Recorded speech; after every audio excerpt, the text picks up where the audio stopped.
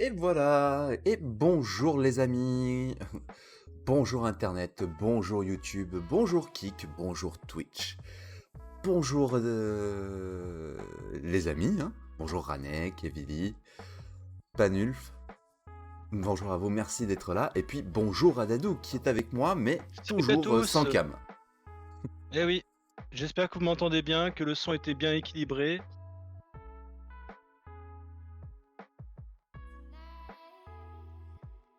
Voilà, moi j'ai l'impression d'avoir des petits frises avec la caméra, je vais essayer d'améliorer ça.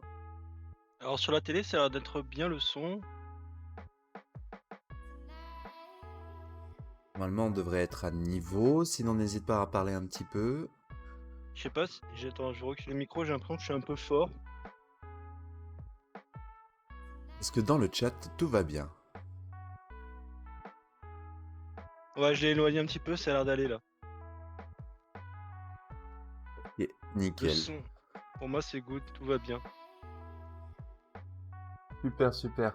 Bah déjà, merci à tous d'être là ce matin. On est quand même nombreux à un départ d'un home morning, ça fait plaisir. On est une dizaine, du coup.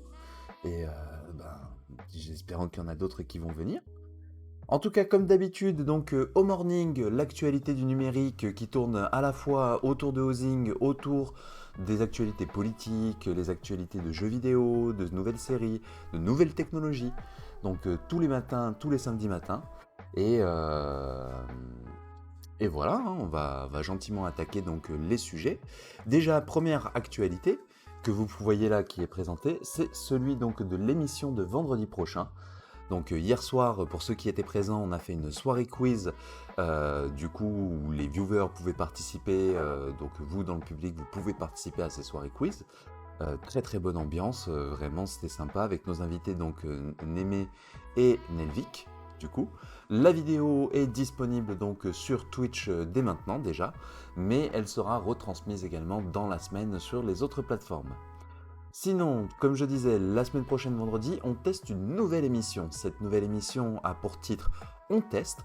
Et quand on dit on, ce n'est pas juste Ozing tout seul, on a besoin de vous, puisque c'est Ranek qui va vous présenter le jeu qu'il a testé là pendant 2 semaines, 3 semaines qu'il a streamé sur sa chaîne, du coup. Et à la fin, à l'aide d'un petit formulaire qu'il va partager tout au long de l'émission, vous allez pouvoir en fait répondre au formulaire et tous ensemble on va tenter de donner une note du coup au jeu. Et donc le jeu qui a été testé, c'est le dernier Zelda. Par contre, je n'ai plus le titre. Si tu te rappelles du titre, Dadou. C'est Echo of the Whedon. De toute façon, Ranek, tu vas nous Voilà, le redire dans le chat, mais tout à fait. Et donc, bah, ce sera sa première émission au sein de chez Ozing. Donc ça, c'est vendredi prochain à 21 h sur la même chaîne qu'actuellement, hein, sur la chaîne Twitch, du coup.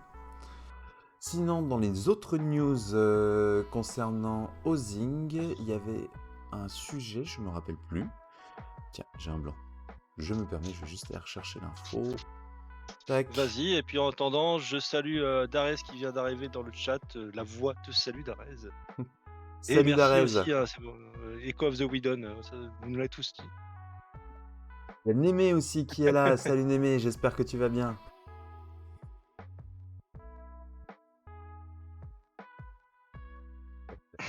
Il est toujours sous blister. Eh ben écoute, au moins tu pourras peut-être le revendre, hein. Ou l'ouvrir un C'est jour et ça. et le tenter, hein. Panulp. Panulf, je sais pas comment on dit son pseudo.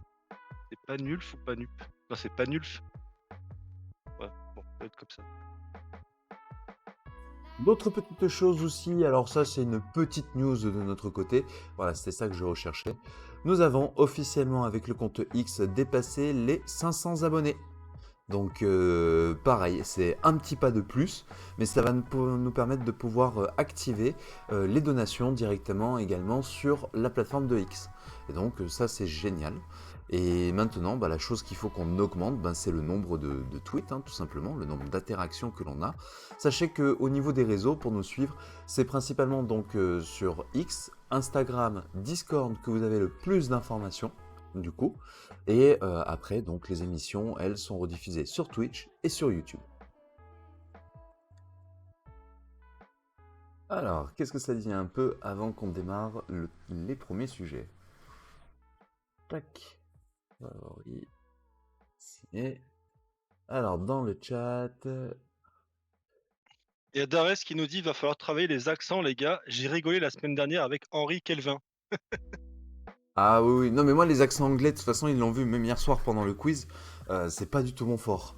Je m'en sors Et avec les Panuf qui... accents japonais, allemands, mais pas, pas les anglais. Salut Ah le bah H. écoute, Panuf qui nous demande de mettre en lien. Alors je sais pas si toi ou Evily vous pouvez mettre en le lien des réseaux. Hop, Voilà. on va le J'arrive. faire. Donc, le lien Discord, le lien X. Et si vous avez X, Instagram, voilà, n'hésitez pas à partager l'émission. Si jamais, ça peut ramener un ou deux viewers de plus. Hein. Déjà, on est plus nombreux que la semaine dernière, donc ça fait plaisir. On est passé à 14. Donc, si vous voulez bien, les amis, la semaine prochaine, on essaye d'être au-dessus au lancement de l'émission. Donc, n'hésitez À pas à faire 15. de la pub. Au moins à 15 la semaine prochaine. Au Voilà. moins à 15. Et sinon également donc sur les réseaux, vous pouvez suivre donc Dadou directement sur son compte X en plus, et moi-même également, je suis disponible sur X. Tous les liens ont été partagés dans le chat.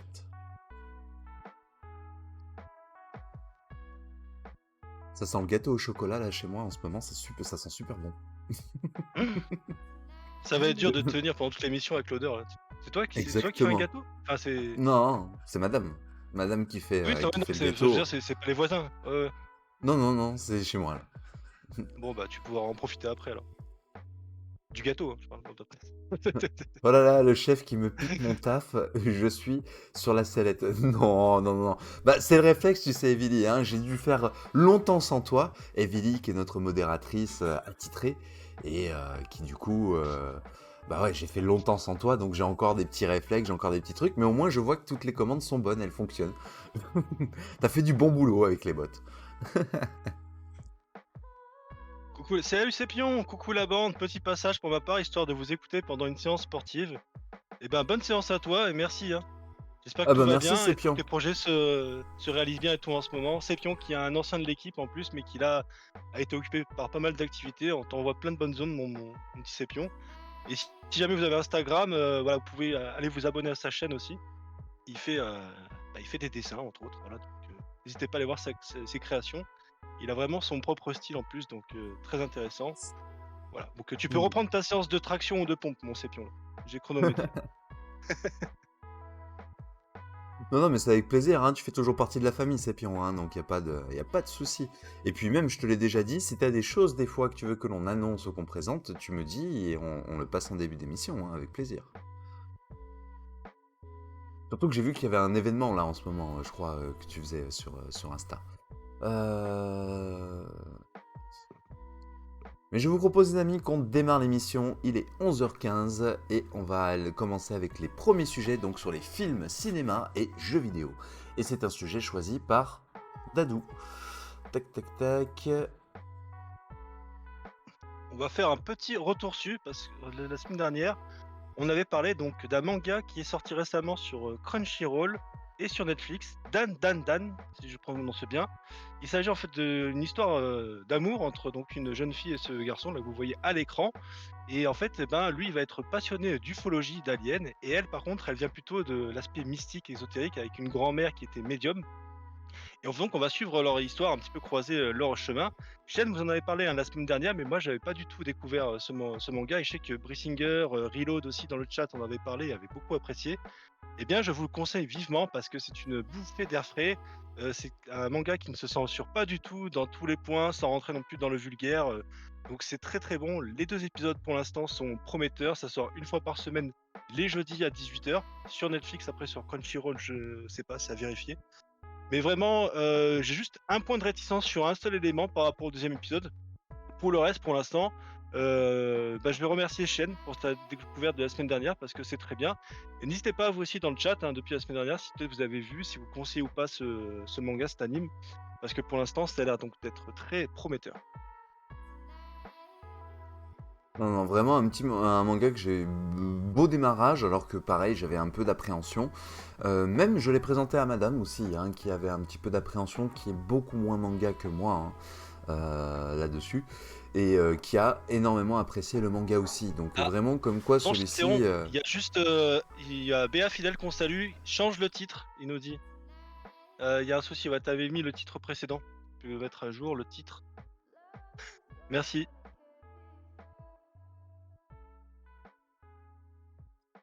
Yes, donc sur Twitch, c'est ça?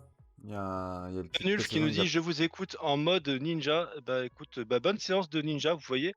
Il y a, Sépion qui fait sa séance de muscul et Panuf qui est en train de marcher sur, les petits bambous en même temps là, j'imagine avec, en équilibre avec ses doigts de pied. Et il y a aussi une personne que je connais qui est en train sans doute de faire le ménage en même temps qu'il écoute l'émission. Et Qui bah, est bon pareil, ménage un à peu toi alors. en lurk. Alors, je regarde. Evily, si tu peux arranger juste le titre de l'émission, s'il te plaît. Ça l'a pas pris. Ah bah c'est bon, c'est fait déjà. D'ailleurs Super, avec grande Béafidèle, efficacité. toi qui as une oreille surhumaine, est-ce que tu peux nous dire si au niveau du son on est bon? Et merci à toi d'être là, en tout cas ça fait plaisir, merci aussi aux autres, hein.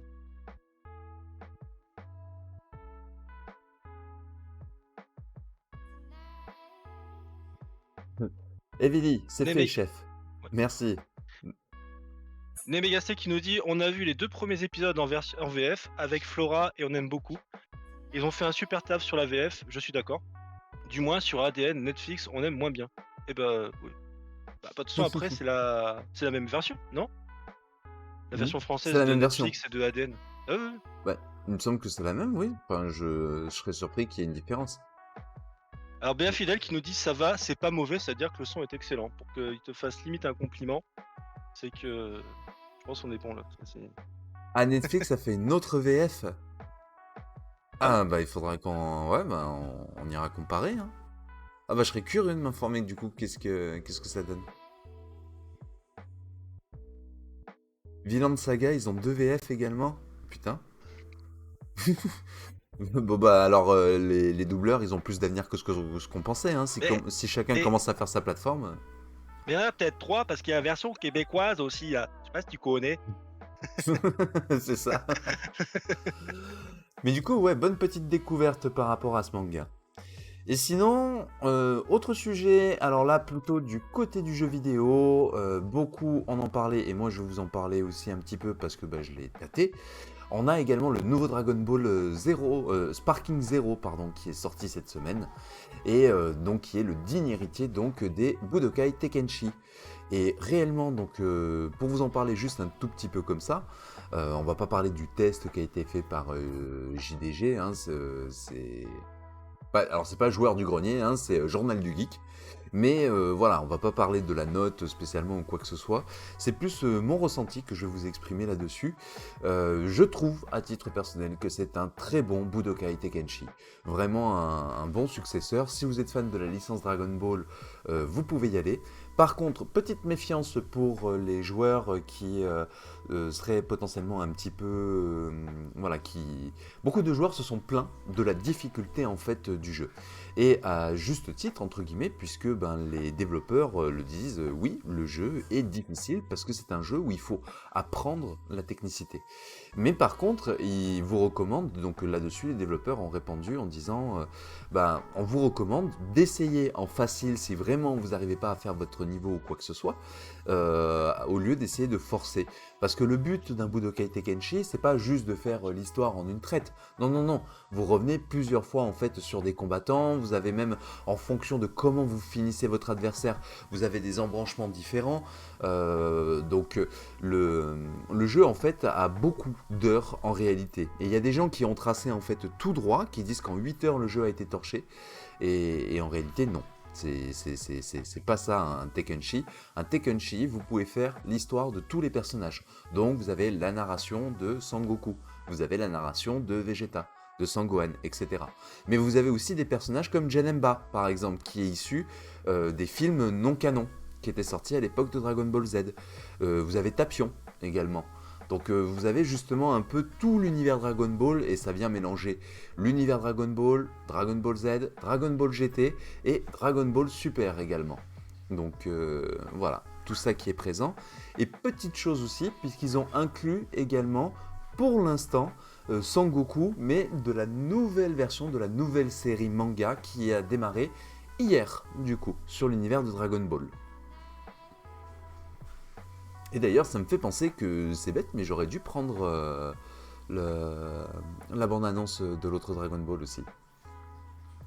Je sais pas si dans le public il y en a qui l'attendaient ce jeu-là et si vous allez y jouer. Non, Dano, je te ils laisse. sont, ils sont juste en train de me complimenter sur mon imitation québécoise, mais après, le reste, il a juste mis les Savili qui dit je suis Vegeta. C'est ça. Emily et Vegeta, bah oui, bah Vegeta, le charisme et tout. On a Némé qui apparemment est amoureux de Tapion. Tapion, c'est la plus belle histoire dans les hors-séries. J'ai regardé le premier épisode tout à l'heure, beaucoup de nostalgie, mais c'est tellement prometteur. Bah justement, j'ai rien vu encore, j'ai pas eu le temps entre l'émission d'hier, le Sparking Zero qui a démarré, les exercices que je continue sur Tekken. Je vous avoue que ça a été un peu short. Et du coup, le jeu, est-ce qu'il y en a qui comptent peut-être se l'acheter, le Sparking Zero? Pas du tout, par contre, il y a Rane qui disait donc péter des rires, dès que le jeu se gagne pas tout seul, c'est difficile. Et bah, je suis entièrement d'accord avec lui parce que la plupart des jeux maintenant sont très accessibles et très faciles. Donc, moi je trouve un peu abusé que les joueurs se plaignent dès qu'il y a de la difficulté dans un jeu. Parce qu'aujourd'hui, la Ouais. majorité des jeux sont quand même plutôt faciles et accessibles. Et en plus, il y a un mode facile, donc qui est conseillé par les devs. Donc là, Mm. vraiment, en fait, les gens n'ont plus la patience de s'initier, d'apprendre, d'accepter. Il faut qu'ils veulent tout et tout de suite, que ce soit super facile, super accessible. Mais c'est pas le cas. Je prends un autre exemple de jeu de combat très bien connu, Street Fighter 6. Street Fighter 6, bah, il te faut du travail, il te faut du temps pour apprendre à bien maîtriser les persos, connaître les touches, les combinaisons. C'est pas tac en deux sessions que tu vas être un maître, quoi. Et c'est normal. Surtout que les IA qui sont à l'intérieur du jeu, en fait, sont vachement agressifs. Ils te laissent pas le temps de respirer comme certains jeux. Mais justement, ça t'apprend à devoir jongler entre la défense, l'anticipation, l'attaque, attaquer au bon moment, ne pas laisser respirer. Parce que c'est ça Dragon Ball aussi, hein. C'est un jeu où tu dois pas laisser respirer ton adversaire. Mais les gens, ouais, s'en sont beaucoup plaints parce que quand tu fais l'histoire de Sangoku, par exemple, quasiment au quatrième match, tu tombes déjà en fait sur un gorille qui est immense du coup. Et c'est vrai que si tu prends pas tout de suite en fait les bonnes marques, ben le gorille te défonce la gueule en fait, complètement. C'est-à-dire que là, eh ben, il faut réfléchir un petit peu comme d'autres comme d'autres RPG même. C'est-à-dire, est-ce que je vais attendre qu'il lance telle attaque pour venir le contourner, pour l'attaquer dans son dos. C'est ça en fait, hein, Sparking Zero. Hein. C'est vraiment un jeu qui vous demande du réflexe, de la concentration et de très vite vous adapter en fait à l'adversaire que vous avez en face. Surtout que les bots ont, j'ai presque envie de dire, des personnalités qui sont propres aux personnages. Vous allez avoir par exemple un Freezer qui va vous balancer une quantité de boules d'énergie, de boules de feu sur la gueule hallucinante. Et vous allez avoir des personnes comme Yamcha par exemple, qui eux sont moins dans les boules d'énergie, mais qui vont être beaucoup plus agressifs par exemple au corps à corps. Et je parle de Yamcha parce que oui, Yamcha je l'ai testé un petit peu en mode combat, et c'est un délire comment ce personnage est ultra fort. Et ce qui est fou, c'est que Yamcha, je sais pas si c'est fait exprès, si c'est pas un joke des développeurs, mais ça a toujours été un personnage genre hyper fort dans les séries Dragon Ball, dans les jeux Dragon Ball. Alors qu'il est, dans le manga, on est d'accord, il est complètement inexistant en termes de fight. Mais dans les jeux, voilà, il fait partie des meilleurs. Pourtant, ils étaient censés un peu respecter ça, il me semble. Par exemple, Hercule, il est dedans, mais il est pas fort du tout. Enfin, à moins que je confonde avec une autre saga de DBZ, parce que moi je connais pas trop la saga des jeux. Mais il me semblait qu'il y avait justement un déséquilibre voulu entre les personnages par rapport à ça. Justement, qu'ils voulaient Alors, rester fidèles. il y a un déséquilibre par rapport à certains personnages. Mais le propre, en fait, quand t'as autant de personnages aussi variés, c'est que t'as pas un perso qui est genre en mode ultra fort. T'as des persos qui ont des avantages, qui ont des désavantages, parce que bah, t'en as qui frappent plus vite, t'en as qui lancent des attaques plus vite. Donc tout ça, si tu apprends à maîtriser ton personnage, il y a moyen qu'un personnage qui soit considéré comme pourri ou comme nul devienne d'un seul coup ultra fort, juste parce que dans ses enchaînements de coups avec certaines de ses attaques, ses boules d'énergie, il y a peut-être un enchaînement qui te permettra de mettre beaucoup plus la pression à ton adversaire. Tu vois. Après, tu as des D'accord, persos ouais. qui sont plus lents, comme un Broly. Broly va être beaucoup plus lent, mais Broly, quand il va te balancer une vague d'énergie à travers la gueule, bon bah tu vas avoir mal, quoi. Tu vas le ressentir. Donc C'est pas un équilibre parfait non plus, mais pour l'instant, j'ai pas eu l'impression d'avoir un personnage qui était dominant plus par rapport aux autres. Au contraire, je pense qu'ils ont un peu tous leurs forces et leurs faiblesses. Donc, sachant que je suis qu'au début, hein, j'ai 12 heures de jeu, j'ai pas non plus des milliers d'heures pour l'instant. D'accord, bah peut-être tu nous feras un autre retour la semaine prochaine si t'as le temps d'y jouer un Oh, petit peu plus. je vais le continuer, je vais le continuer. Alors, qu'est-ce que ça nous dit un petit peu dans le chat? Tac, tac, tac. Ranek. Alors, je cherche un jeu à faire pour les prochains tests à partir de la semaine prochaine et je suis pas du tout fan de DB, donc ça pourrait être cool de le tester. Ah ben, tu pourrais, puis si t'as besoin de pistes, je peux t'orienter. Il y a Brissing qui voulait peut-être pas se l'acheter au début parce qu'il avait peur que ce soit trop fight. Et à force de me regarder en fait sur le Discord, parce que voilà, de temps en temps, hein, je me fais des petites sessions stream en privé sur le Discord avec les copains. Vous pouvez venir hein, sur le Discord et tout. Et ben, il a craqué. Il a craqué et il se l'est pris aussi, du coup. Donc, comme quoi, même des gens qui n'étaient pas attirés au début, ben, finissent par le prendre. Darez, Ranek, ouais, ça peut être sympa.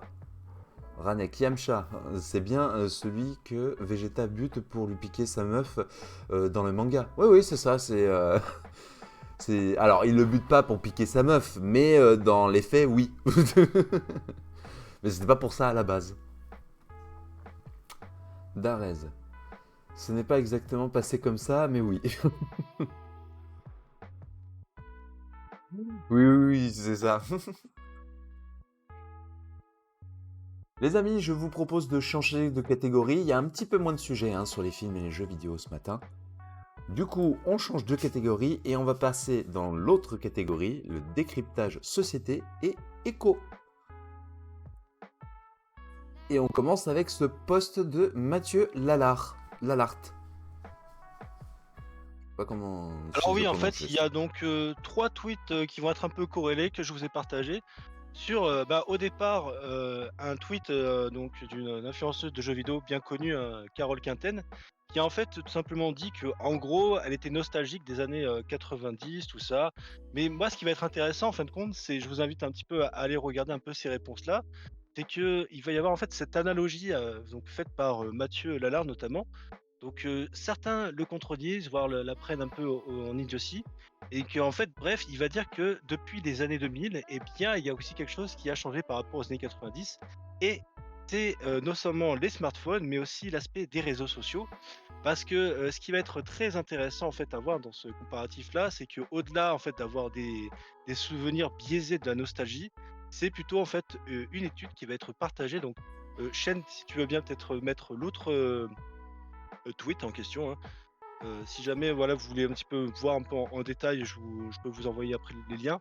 Mais ce qui va être intéressant en fait, c'est la réponse, voilà, c'est celle-ci. Donc cette réponse faite à ce Mathieu en question qui avait retweeté Carole, c'est la différence entre donc le temps passé entre ces générations-là, donc 1930 et 2024, et on voit que énormément, donc eh bien, avec l'arrivée de internet, ça a pris beaucoup de proportions. Parce que c'est vrai que des fois, on ne se rend pas compte, hein. Alors, je ne sais pas si vous avez installé sur votre téléphone, quand il vous chronomètre le temps passé sur votre téléphone, sur différentes applications ou quoi. Peut-être ça peut vous surprendre. Vous pouvez avoir du temps passé entre 4 heures, 6 heures, 8 heures. Toi, je sais pas, Chêne, en tout cas, si tu avais entendu un peu parler de cela, et de voir un petit peu aussi les rapports humains qui ont changé donc brutalement en moins de 20 ans avec cette nouvelle technologie. Est-ce que tu es surpris un petit peu par ces chiffres? Pas Est-ce que du tu les tout. Et contestes? Est-ce que bah, moi, ce que je constate un petit peu, c'est de devoir prendre en exemple 1930. Parce qu'on n'est clairement pas à la même époque, on est une génération où pas tout le monde a l'électricité ou ne serait-ce même que la télévision à la maison. Donc tu vois, j'aurais préféré quelque chose d'un peu plus pertinent par rapport à notre génération là-dessus. Ça reste intéressant hein, comme information, mais je trouve pas que la comparaison avec 1930 soit vraiment pertinent, tu vois.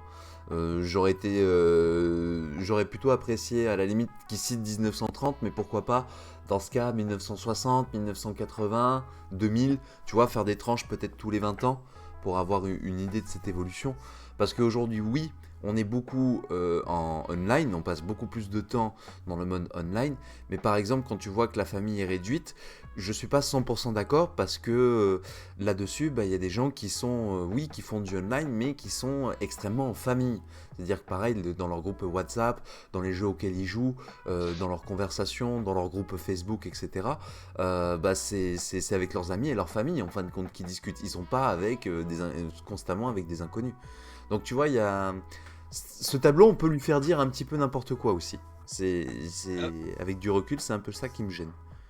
bah, c'est vrai, et puis même avant donc les années 30, comme c'est comparé, ça aurait été bien de voir si c'est des intermédiaires, c'est quand la télé est arrivée dans les foyers, de voir un petit peu comment ces chiffres avaient évolué. Puis d'ailleurs, la télé, bah, tu la regardes pas tout seul, tu la regardes déjà avec ta famille. Donc, est-ce qu'on peut considérer que, comme tu dis, quand tu es sur ton téléphone, tu es entièrement seul ou bah non, tu es avec des amis. Tu vas partager, tu vas échanger des messages, donc ça reste une interaction et c'est très intéressant la nuance que tu mets. Pour autant, moi, je peux te dire quand même une chose, c'est que discuter, IRL avec quelqu'un autour d'un verre et tout, c'est pas remplaçable quand même par rapport à que ce soit à distance. Les Ah, qu'on rapports, soit d'accord. ouais, voilà, ça c'est sûr. Ça, je Mm. suis d'accord, tu fais bien de mettre cette nuance, mais c'est pas non plus entièrement la même chose, quoi. C'est ça. Et c'est vrai que, bah, par rapport à ça, il y a donc, je vous inviterai à le lire en entier, mais par exemple, il y a aussi cette horizontalisation pardon, des rapports qui fait qu'aujourd'hui, eh bien, pour le meilleur et pour le pire, avec les réseaux sociaux, tout le monde a sa parole et bah, on rentre énormément en interaction avec les gens, beaucoup plus qu'auparavant, alors qu'en fait, avant, voilà, dans la journée, par rapport au fait que tu n'avais pas de technologie, tu avais beaucoup moins de rapports avec des personnes en termes quantitatifs. Et là, depuis 20 ans, les choses avancent très vite. Ça modifie pas mal la société, les rapports humains, la psychologie. Et pour l'instant, on n'a aucun recul sur ces répercussions. Donc, c'est vrai que moi, j'avais trouvé ça intéressant. Donc, c'est le troisième tweet, hein, si tu veux le partager. C'est un des chroniqueurs du magazine PlayStation Inside, mais moi, je trouve quelqu'un de très pertinent. Locus Pocus et voilà, souvent je suis abonné, voilà, je l'avais un peu partagé. Donc là, il retweet le premier tweet de ce Mathieu et justement, voilà, il lui donne 100 raison en évoquant le fait qu'il y a, comme je vous ai dit, donc cette brutalité évolutive des rapports qui fait qu'en fait, on peut avoir cette nostalgie, des années 90. Mais cette nostalgie, en fait, c'est pas vraiment, ça qui va être, intéressant parce que comme je vous ai dit, c'est biaisé. C'est surtout que, en 20 ans, avec, la technologie, il y a eu énormément de choses qui ont changé et là, pour l'instant, on ne sait pas trop vers quel inconnu on va, mais je pense qu'il y a peut-être pas mal de choses à prendre en compte et à modifier en termes de comportement, qui font que peut-être pour l'instant on n'a pas encore de répercussions.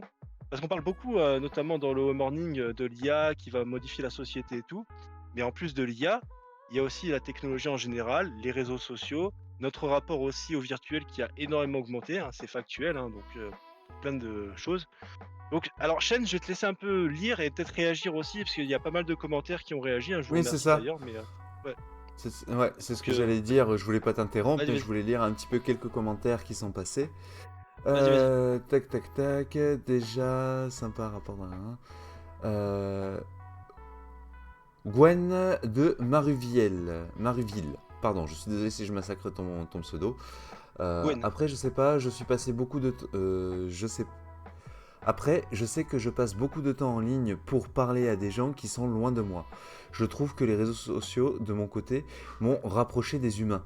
Bah, c'est ça, c'est que des gens aussi qui étaient un petit peu isolés, en fin de compte, avec les réseaux sociaux, ça leur donne une communication de proximité. L'exemple que j'ai, c'est celui avec mes deux frères. Mes deux frères ne sont plus dans la région, ils sont plus sur les Alpes-Maritimes. Sans les réseaux sociaux, sans le téléphone, sans Internet, on ferait plus rien ensemble en fait concrètement, si ce n'est que de se voir peut-être juste pour Noël, et c'est un petit peu dommage. Alors que là, au moins Ah ouais. avec les réseaux, ben, tu gardes un contact, tu gardes un échange, même mieux, tu gardes même une activité dans ces moments-là, du coup. Evily, c'est l'année de sa... C'est l'année de sa casquette. Comment ça? J'ai dû rater quelque chose. Je valide. Ça aurait plus... ça aurait plus intéressant de faire 80, 90, 2000 maintenant. Ouais, ça aurait été. Oui, oui, tout à fait. C'est ce qu'on. C'est pour ça, 1930, ouais, le comparatif, il est. Tu peux tout comparer à 1930, hein, le monde du travail, le confort, la vie quotidienne, tout. Les familles aussi, qui étaient plus nombreuses. Tu vivais à plusieurs dans une maison. Aujourd'hui, on a tous des maisons individuelles. Donc, c'est. Tout a changé depuis 1930. Granek, je lisais plus ce tableau pour les rencontres perso. Bah, pour les rencontres, euh, oui, oui et non, parce que au final, moi, je le vois de manière générique. On rencontre beaucoup de monde. C'est alors attention, ça dépend des fois les métiers, ça dépend des fois où vous habitez, mais dans mon entourage, en tout cas, peut-être que j'ai un effet biaisé, mais j'ai vraiment l'impression qu'on rencontre par le biais du travail, on rencontre beaucoup de monde, et j'ai vraiment cette sensation de rencontrer plus de monde par le biais du travail que par le biais forcément des réseaux sociaux, où là je vais être plus sélectif sur les personnes. Alors que quand tu es dans la rue, quand tu travailles, quand tu vas à un festival, quand tu vas à quelque chose, c'est pas qu'on t'impose des gens, mais ils sont là, tu peux pas les ignorer. Alors que sur les réseaux, bon bah si t'as quelqu'un qui t'as pas envie de lui répondre, tu lui réponds pas. Très clairement, tu peux faire plus C'est vrai. facilement tes courses. Ranek, tac tac tac. C'est pas pour savoir comment les gens interagissent au jour le jour, mais plutôt pour savoir comment on rencontre de nouvelles personnes. D'accord, donc le tableau ce serait plus pour ça. Gwen, je suis d'accord, mais par contre, avoir l'occasion de parler à ma famille qui est à l'autre bout du pays, je l'ai grâce à mes réseaux sociaux. Sans ça, j'ai pas de nouvelles des gens qui sont loin de moi. C'est ça, c'est exactement ce qu'on disait. Gwen, c'est bien. Ok, bah très bien, bah, on va garder Gwen. Les apéros en visio, ça nous a rapprochés, ça fait une occasion. C'est ça, et puis on se rappelle même du Covid où avec les copains on avait fait l'apéro également en visio, hein, parce que comme on pouvait plus se voir. Ouais, Evili, c'est mieux que rien. 1930, l'année de ta casquette. Bah c'est presque ça. C'est presque ça. Tac tac. Et les raclettes. Moi, au travail, je ne rencontre personne. Je sépare ma vie privée de ma vie perso de manière drastique. Bah, c'est le cas aussi, hein. Je sépare beaucoup, malheureusement, hein, pour mes collègues, je sépare beaucoup ma vie personnelle de ma vie professionnelle. Euh, c'est les expériences que chacun a eues un petit peu par le passé aussi. Mais ça m'empêche pas en fait d'avoir en fait mes relations dans le monde du travail et mes relations dans le monde perso et forcément dans le monde du travail. Je vais en prendre l'exemple de mon LinkedIn. Mon LinkedIn a une croissance plus importante avec le boulot que mon compte X sur mes réseaux sociaux. Donc, Ouais, mais LinkedIn, c'est l'exemple, j'ai chiant, là. hein. C'est mieux X. Ouais, mais Plus de sel. tu fais pas la même chose. Tu fais pas la même chose. Oui, oui. LinkedIn, c'est vraiment, tu gardes le contact professionnel. Moi aussi, je travaille en compte, je sépare la vie privée, tac tac, Ranek. Moi, perso, dans mon travail, je rencontre personne, donc il y a deux extrêmes. C'est ça, c'est que je sais qu'il y a des extrêmes par rapport à ça. Hop, H. Tout à fait d'accord pour le fait que ça facilite le fait de rester en contact avec les proches. S'il n'y avait pas de Skype, je parlerais beaucoup moins à mes grands-parents. Ben, c'est ça. Ah, en plus, au Canada, tu m'étonnes que sans Skype, tu les verrais beaucoup moins. Ça isole, hein. Ah ouais. On se rend pas compte à quel point les gens sont isolés et comme quoi, justement, toute cette technologie pour la visio, la communication et tout est importante, surtout pour nos seniors, hein. Eux, c'est les premiers. Mais il y a aussi un autre fait biaisé, comme on disait, c'est qu'en 1930, tu vivais avec toute ta famille. T'avais la grand-mère, le grand-père, les frères, les sœurs, la belle-mère, le beau-frère. Tout le monde vivait dans le même village, dans le même quartier. Tu vois. Eh ouais. Aujourd'hui, c'est plus le cas non plus. Donc, est-ce que c'est les réseaux sociaux qui ont amené à ça, ou est-ce que c'est parce que les gens se sont éloignés que les choses se sont renforcées sur les réseaux? Je pense que l'un influence l'autre forcément. Dans D'ailleurs, un il autre continue, donc côté, d'un autre. Vas-y, je te laisse lire. vas-y, vas-y, je te laisse. D'un autre côté, comme il nous dit, quand il s'agit de parler de nouvelles personnes, la séparation induite par les écrans fait qu'il y en a qui oublient un peu les règles de bonne conduite. Ça, c'est très vrai. Et qui ce sont de vrais humains qui parlent. Que ce sont de vrais humains qui parlent. Ah oui, oui, bah, ça en fait si tu veux, moi je compare un peu à la voiture.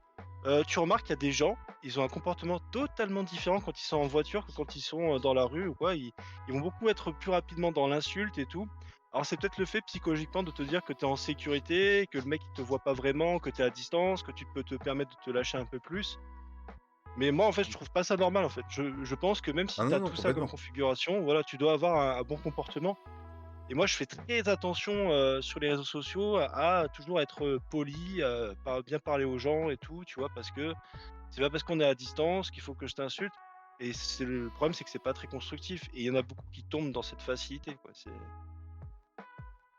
Gwen qui nous dit: «LinkedIn, c'est très hypocrite, c'est faire plaisir aux gens pour le taf en interagissant». Non, mais c'est vrai, attends, LinkedIn, c'est, «Ouais, bonjour, regardez, j'ai fait un super nouveau projet. Waouh, tu trop fort, c'est trop bien, Tommy, on est super avec toi et tout», ah non, c'est bon, Ouais. on s'emmerde. Bah, Non, mais je en fait, rigole, c'est bien. Allez, ça y est, il va arriver sur ses cheveux, vas-y, défends LinkedIn.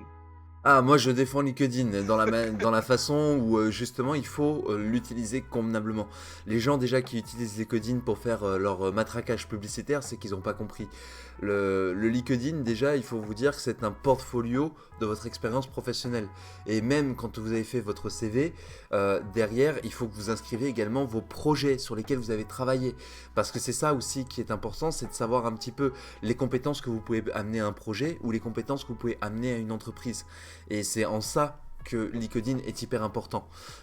C'est que si derrière vous ne faites que des posts pour publier comme si c'était un compte Instagram ou un compte X, vous avez perdu l'intérêt de LinkedIn. Totalement. Et au contraire, vous êtes même plutôt, vous participez même à la pollution de la plateforme, en fin de compte. Alors que derrière, ben, quand tu as quelqu'un qui avance sur un projet, je dis une bêtise, mais sur la construction, par exemple, de centres d'affaires, ben là, c'est intéressant parce que tu peux savoir étape par étape où l'entreprise se situe par rapport à son marché, par rapport à son positionnement. Je pense surtout que LinkedIn, en tout cas pour le côté francophone, parce que c'est moins vrai du côté des anglo-saxons, du côté francophone, je trouve vraiment qu'on est mal éduqué en fait sur la manière dont il faut se comporter. Comme tu disais Dadou à l'instant d'ailleurs, c'est vraiment une affaire de comportement. Et les gens dans LinkedIn, bon bah des fois ils se comportent pareil, un petit peu comme ils se comporteraient sur n'importe quel réseau social, alors que non, tu es dans un cadre professionnel, donc il y a des choses que tu n'es pas censé faire. Voilà en quoi je peux défendre le LinkedIn du coup par rapport à ça. C'est c'est une mauvaise utilisation qui je trouve est encore plus présente du côté francophone. Et je dis francophone de D'accord. manière générale, hein, pas que français. Hein, c'est vraiment une constatation que je fais à travers les réseaux. On a H qui nous dit, qui nous dit quelque chose là aussi. Tac tac. Non, on l'a lu ça. Oui, ce H, donc c'est bon. Gwen. LinkedIn, c'est très hypocrite, donc ça tu l'as lu. C'est l'avancée du travail qui ont fait que les gens se sont éloignés des réseaux et ont été créés et ont créé pour réunir les gens. Non mais c'est ça, c'est ça, c'est ça. C'est bah, le travail éloigne parce que forcément maintenant tu te déplaces où il y a du travail, mais avec la dématérialisation, aujourd'hui on peut même faire le chemin inverse. Donc tu vois, ça se rattrape dans un sens ou dans l'autre. Gwen, mon copain est dans le marketing, donc je vois bien l'avantage d'une bonne utilisation. Mais c'est l'apparence qui est primordiale quand même. Enfin, de ce que j'en ai perçoit. Non, non, mais c'est ça.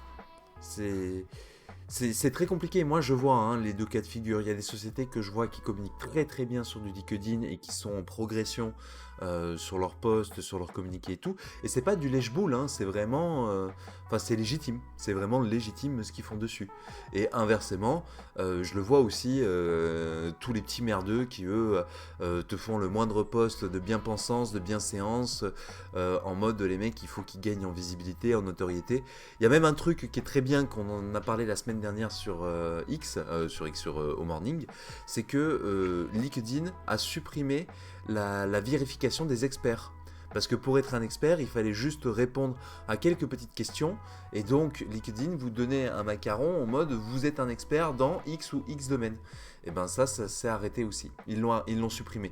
Donc, on sent qu'en ce moment, ils essayent de repenser en fait à la manière dont le réseau fonctionne pour essayer de lui redonner un semblant d'intérêt. Parce que justement, il y a eu quelques mauvais choix. Et, et bon, tu peux pas rester sur tes acquis, encore moins quand tu es quand t'es un produit d'internet. C'est dangereux les experts. Non mais c'est ça, les experts entre parenthèses, les gens qui s'autoproclament experts, c'est compliqué. C'est pour ça que je dis un LinkedIn, il vaut mieux présenter un projet, présenter ce que l'on a fait, ce que l'on a fait comme projet, à quoi on a participé, plutôt que de dire je suis l'expert de machin, je suis l'expert de truc. On est totalement d'accord là-dessus. Je sais pas Dadou, toi si tu voulais rajouter quelque chose, pareil, si dans le chat vous vouliez rajouter quelque chose. Non, écoute, on peut passer au sujet suivant, hein, de toute façon. Dans ce cas les amis, on passe au sujet suivant, et le sujet suivant, donc pareil Dadou, c'est toi qui as sélectionné donc l'article de développer.com, du coup. L'IA s'autoproclame administrateur système et provoque la destruction de la séquence de démarrage d'un ordinateur Linux. Ah, bah non, je te l'ai envoyé en fait. En fait, D'accord, donc c'était plus pour moi. comme je t'ai dit, c'était Osiris qu'on salue, hein. Je sais pas s'il est là ou quoi dans le Discord. Il nous avait partagé ça dans la taverne. Et je te l'ai envoyé en MP dans la semaine. Et je t'ai dit, est-ce que tu voulais traiter l'info? Parce que je sais pas si tu Ah l'avais oui, vu. oui, moi je le traite l'info, mais je pensais que peut-être tu voulais dire 2 mots là-dessus, sinon je me lance, hein, y a pas de problème. Vas-y, vas-y. Non, non, non, c'est. Non, bah effectivement, donc outre cet événement du coup un peu anecdotique, anecdotique, donc de l'IA qui s'autoproclame administrateur du système, on en avait parlé il y a 2 semaines, 3 semaines également, d'une IA sur lequel ils avaient perdu également le contrôle totalement dessus. Donc ouais, il se passe des dingueries dans le monde de l'informatique. Après, effectivement, les boulots d'administrateur système, il y a aussi un autre article que j'avais vu en parallèle qui fait ce lien, sont-ils menacés par l'intelligence artificielle? Et Salut, je c'est pense que Pion. c'est... Merci à toi. Bon courage, hein. hmm. Passe une très bonne journée, Sépion. À très vite. Et donc je disais, ouais, au niveau de l'IA, aujourd'hui, ben, il va se passer des dingueries. Déjà, d'ici 2030, le monde de l'informatique, le monde du travail, tel que vous le connaissez, je pense, va drastiquement évoluer, va drastiquement changer. L'IA est de plus en plus présent dans le monde du travail aussi, moi je le constate à mon échelle en tout cas, et puisque même les textes que l'on m'envoie de plus en plus, je vois qu'elles ne sont plus générées par un humain, mais qu'elles sont retravaillées en fait complètement par de l'IA. Comment Et, tu le vois ça? et bah, en fait, quand du jour au lendemain, t'as des gens qui changent totalement de style d'écriture ou dans la manière de s'exprimer, t'as très bien compris qu'ils avaient pris une IA et qu'ils ont fait en mode vas-y, j'aimerais que je parle à telle personne, voici son email, peux-tu lui faire une réponse qui dit ça? Tu vois? Et ça, je supporte pas ce genre de mail. Alors, moi, j'utilise de l'IA dans le principe de correction du coup. Mais j'ai choisi une IA qui est dédiée à la correction, pour ne pas dénaturer justement ce que j'écris, et pas que ça passe pour un texte IA, également. Qu'est-ce que tu Alors qu'il y en recommandes a... comme IA pour la correction? Ben, pour IA, pour la correction, honnêtement, il y en a plusieurs sur Internet qui existent, et si vraiment vous êtes dans la rédaction et que vous voulez pousser loin et tout, vous avez également... comment ça s'appelle? Ah, Auto... Mince. Bon, ça te reviendra peut-être. Ça me reviendra, je vous le redirai, mais c'est un logiciel qui est utilisé principalement dans le milieu de l'édition, du coup, qui n'est pas là forcément pour réécrire vos textes de base, mais qui est surtout là pour vous donner des alertes et vous informer. Ah, j'ai envie de dire auto-guérison, mais c'est pas ça. C'est... Auto-guérison, c'est très bien. Ça guérit le texte. Oui, ça soigne les Ouais. textes. J'arrive plus à me rappeler de ce logiciel de correction. Si vous avez une plaie dans votre texte, auto-guérison. Antidote, voilà. Voilà. Antidote. Merci à madame donc, qui me rappelle le nom. Donc c'est Antidote que je recommande énormément. Après vous pouvez utiliser de l'OpenIA, du Mistral, Liquid, qu'on va peut-être parler tout à l'heure aussi. Vous pouvez utiliser des IA traditionnelles, c'est pas un problème. Mais faites attention à la consigne que vous donnez. Parce qu'une IA qui réécrit complètement votre texte, le jour où on vous demande d'exécuter une tâche, un travail ou autre chose, vous allez être complètement perdu. C'est comme tout, hein. Si on s'habitue à trop de facilité, à trop de simplicité, à la fin, vous savez plus rédiger, vous savez plus faire de rédaction. Par contre, tu vois, moi j'ai Ah, un effet inverse, c'est que j'ai l'impression de je suis m'être d'accord. amélioré Ouais. en écriture. Tu vois? Oui, parce que ce qui est bien, c'est que moi, sur ChatGPT, il va me dire un peu mes erreurs, mais des fois, il empiète un peu trop. C'est-à-dire que des fois, Ouais. il va remplacer des mots alors que je lui ai pas demandé de faire ça. Je lui ai juste demandé de faire une correction, tu vois. Mhm. Donc c'est à double Euh, tranchant, c'est vrai. C'est pour ça que j'ai préféré passer sur une solution comme Antidote que de passer sur une solution comme OpenIA pour Mm. ce genre de choses. Ça veut pas dire que je vais pas utiliser OpenIA, hein, ça m'est déjà arrivé pour des annonces ou du contenu de demander à l'IA, vas-y, j'ai telle émission, ça se passe comme ci, comme ça, est-ce que tu peux me faire une ébauche de texte? Mais généralement, j'aime pas forcément les reprendre parce que c'est trop. Enfin, c'est trop lissé, c'est trop pompeux, c'est trop tout ça. Et donc, ouais, Après, l'IA c'est remplace utile, de hein, plus tu en vois. plus de monde dans le travail, hein. Il y a Gwen justement qui nous dit en tant que comptable, l'IA est hyper utile. Donc dans des domaines plus technologiques, j'imagine même pas. Eh ouais.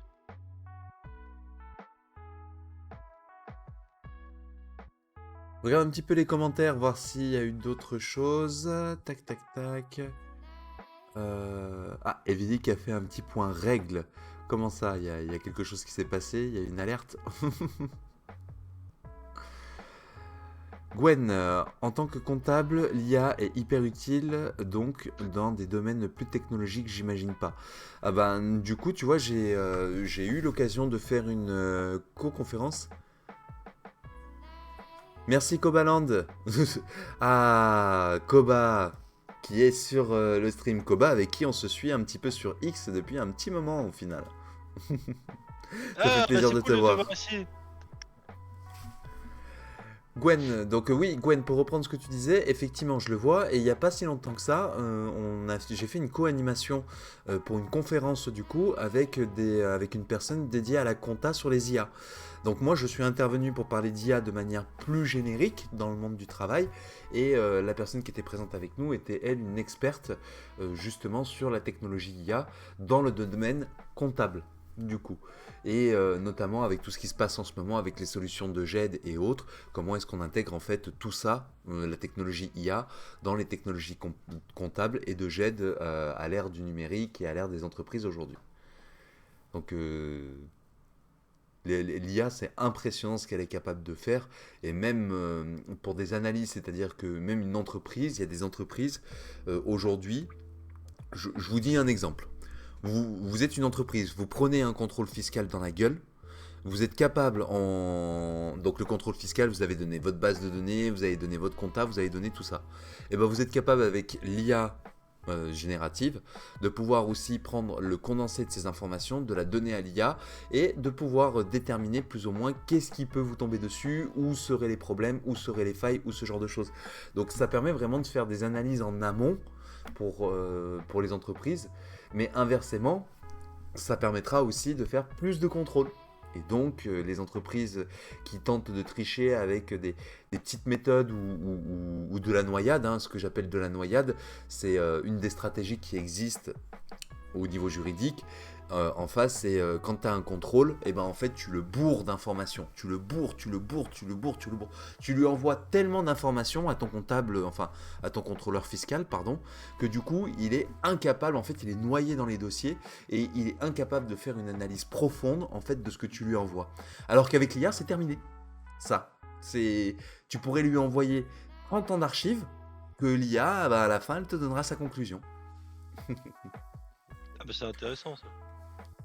Alors, je reprends, tac tac, H. Après, maintenant, on claque l'étiquette IA sur un peu tout ce qui est possible, parce que ça fait vendre, donc on a une définition qui devient de plus en plus floue. C'est vrai, c'est vrai, parce que, bah, notamment, on en avait parlé avec cette fameuse comptable, il y a des logiciels de compta qui ont une intelligence automatisée, et il y a des IA qui font de la véritable analyse. Donc c'est qui vont vraiment avoir de l'étude. Mais là par exemple on en parlait avec Dadou en rigolant un petit peu par rapport à Teddy RSA là. Euh, Tout à fait. C'était du fait que lui il cherchait un logiciel qui lui permettait de faire facilement sa compta Alors, et que c'était pas vraiment accessible et que maintenant juste je reviens. ChatGPT... Ouais. dans 5 Vas-y, minutes. vas-y. À tout de suite. Vas-y, vas-y. Et juste en fait bah en fait ChatGPT a sorti récemment une IA qui est basée sur la réflexion, qui va faire une analyse, qui va se poser des questions, qui va se dire tiens je vais lui répondre ça, mais si je lui réponds ça, est-ce que ma réponse elle est juste? Est-ce que si ma réponse elle est juste, est-ce qu'elle est pertinente? Et donc cette IA hein, qui est dans la réflexion, du coup elle a c'est une vraie intelligence, c'est une vraie IA.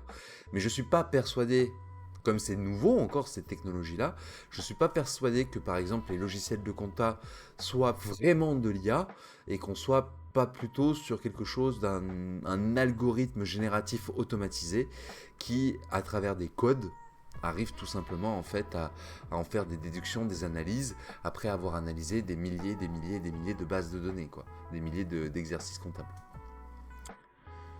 Tac, tac, tac. J'ai un collègue qui utilise le chat GCT pour répondre à ses collègues de travail et aux clients. C'est ça. Chat GCT ou c'est... ouais, GPT, et ça a été mal écrit. Hop. Ça fait un test. Salut Koba, merci. Tac, tac. Donc panique. Voilà, j'arrive à ton commentaire, Koba, je suis désolé, hein, je rattrape un peu les commentaires. Hop. Bienvenue, bienvenue, installe-toi bien. Dans la compta, c'est de plus en plus indispensable. Ben, c'est ça. C'est que moi, je le vois hein, à l'échelle d'industriel. Là, j'ai fait rentrer un gars pour faire de la GED dans une entreprise. La GED est équipée d'une solution d'IA également à l'intérieur. Et c'est 3 jours de travail gagnés par semaine. C'est énorme, 3 jours de travail. Donc ils font quand même le contrôle, mais c'est plus facile de faire le contrôle quand on te donne toutes les réponses à la fin, plutôt que de le créer dès le début. Tac, tac, tac. Ah, on a un point d'exclamation lurk maintenant. Merci du soutien. Ah bah c'est sympa le Wizbot lurk. Ah bah on a Evidi qui est à fond, qui est en train de s'occuper des,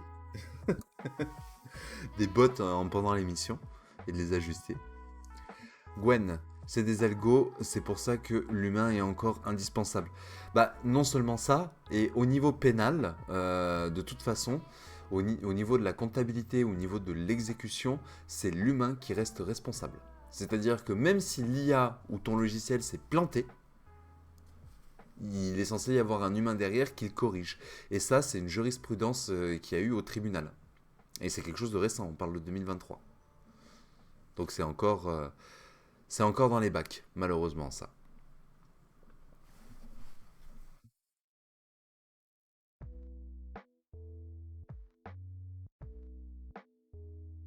Ça, c'est un autre sujet, mais c'est avec Dadou qu'il faut qu'on le fasse.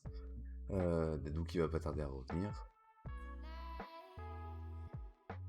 C'est pour ça qu'on a des experts comptables qui ont fait 8 ans d'études. Ah ben, je sais, hein. Ça, très clairement. Hein. Mais ils ont fait 8 ans d'études pour le salaire aussi. De toute façon, les métiers de la finance, bah, ça fait peur, bien sûr que ça fait peur, parce que ça veut dire qu'il faut faire confiance en fait à ce qui est en face de toi, il faut faire confiance à l'entreprise qui développe l'IA en question, et il faut faire confiance aussi à l'évolution de cette technologie. Il y a aussi un autre danger hein, qu'on ne se rend pas compte, c'est le fait qu'aujourd'hui c'est bien, hein, on est dans le boom de l'IA concrètement, c'était comme le boom de l'Internet, la bulle d'Internet, et la bulle d'Internet un jour elle a explosé. Et quand cette bulle elle a explosé, on s'est retrouvé avec des milliers d'entreprises et de sociétés qui avaient développé des technologies qui ont déposé le bilan complètement.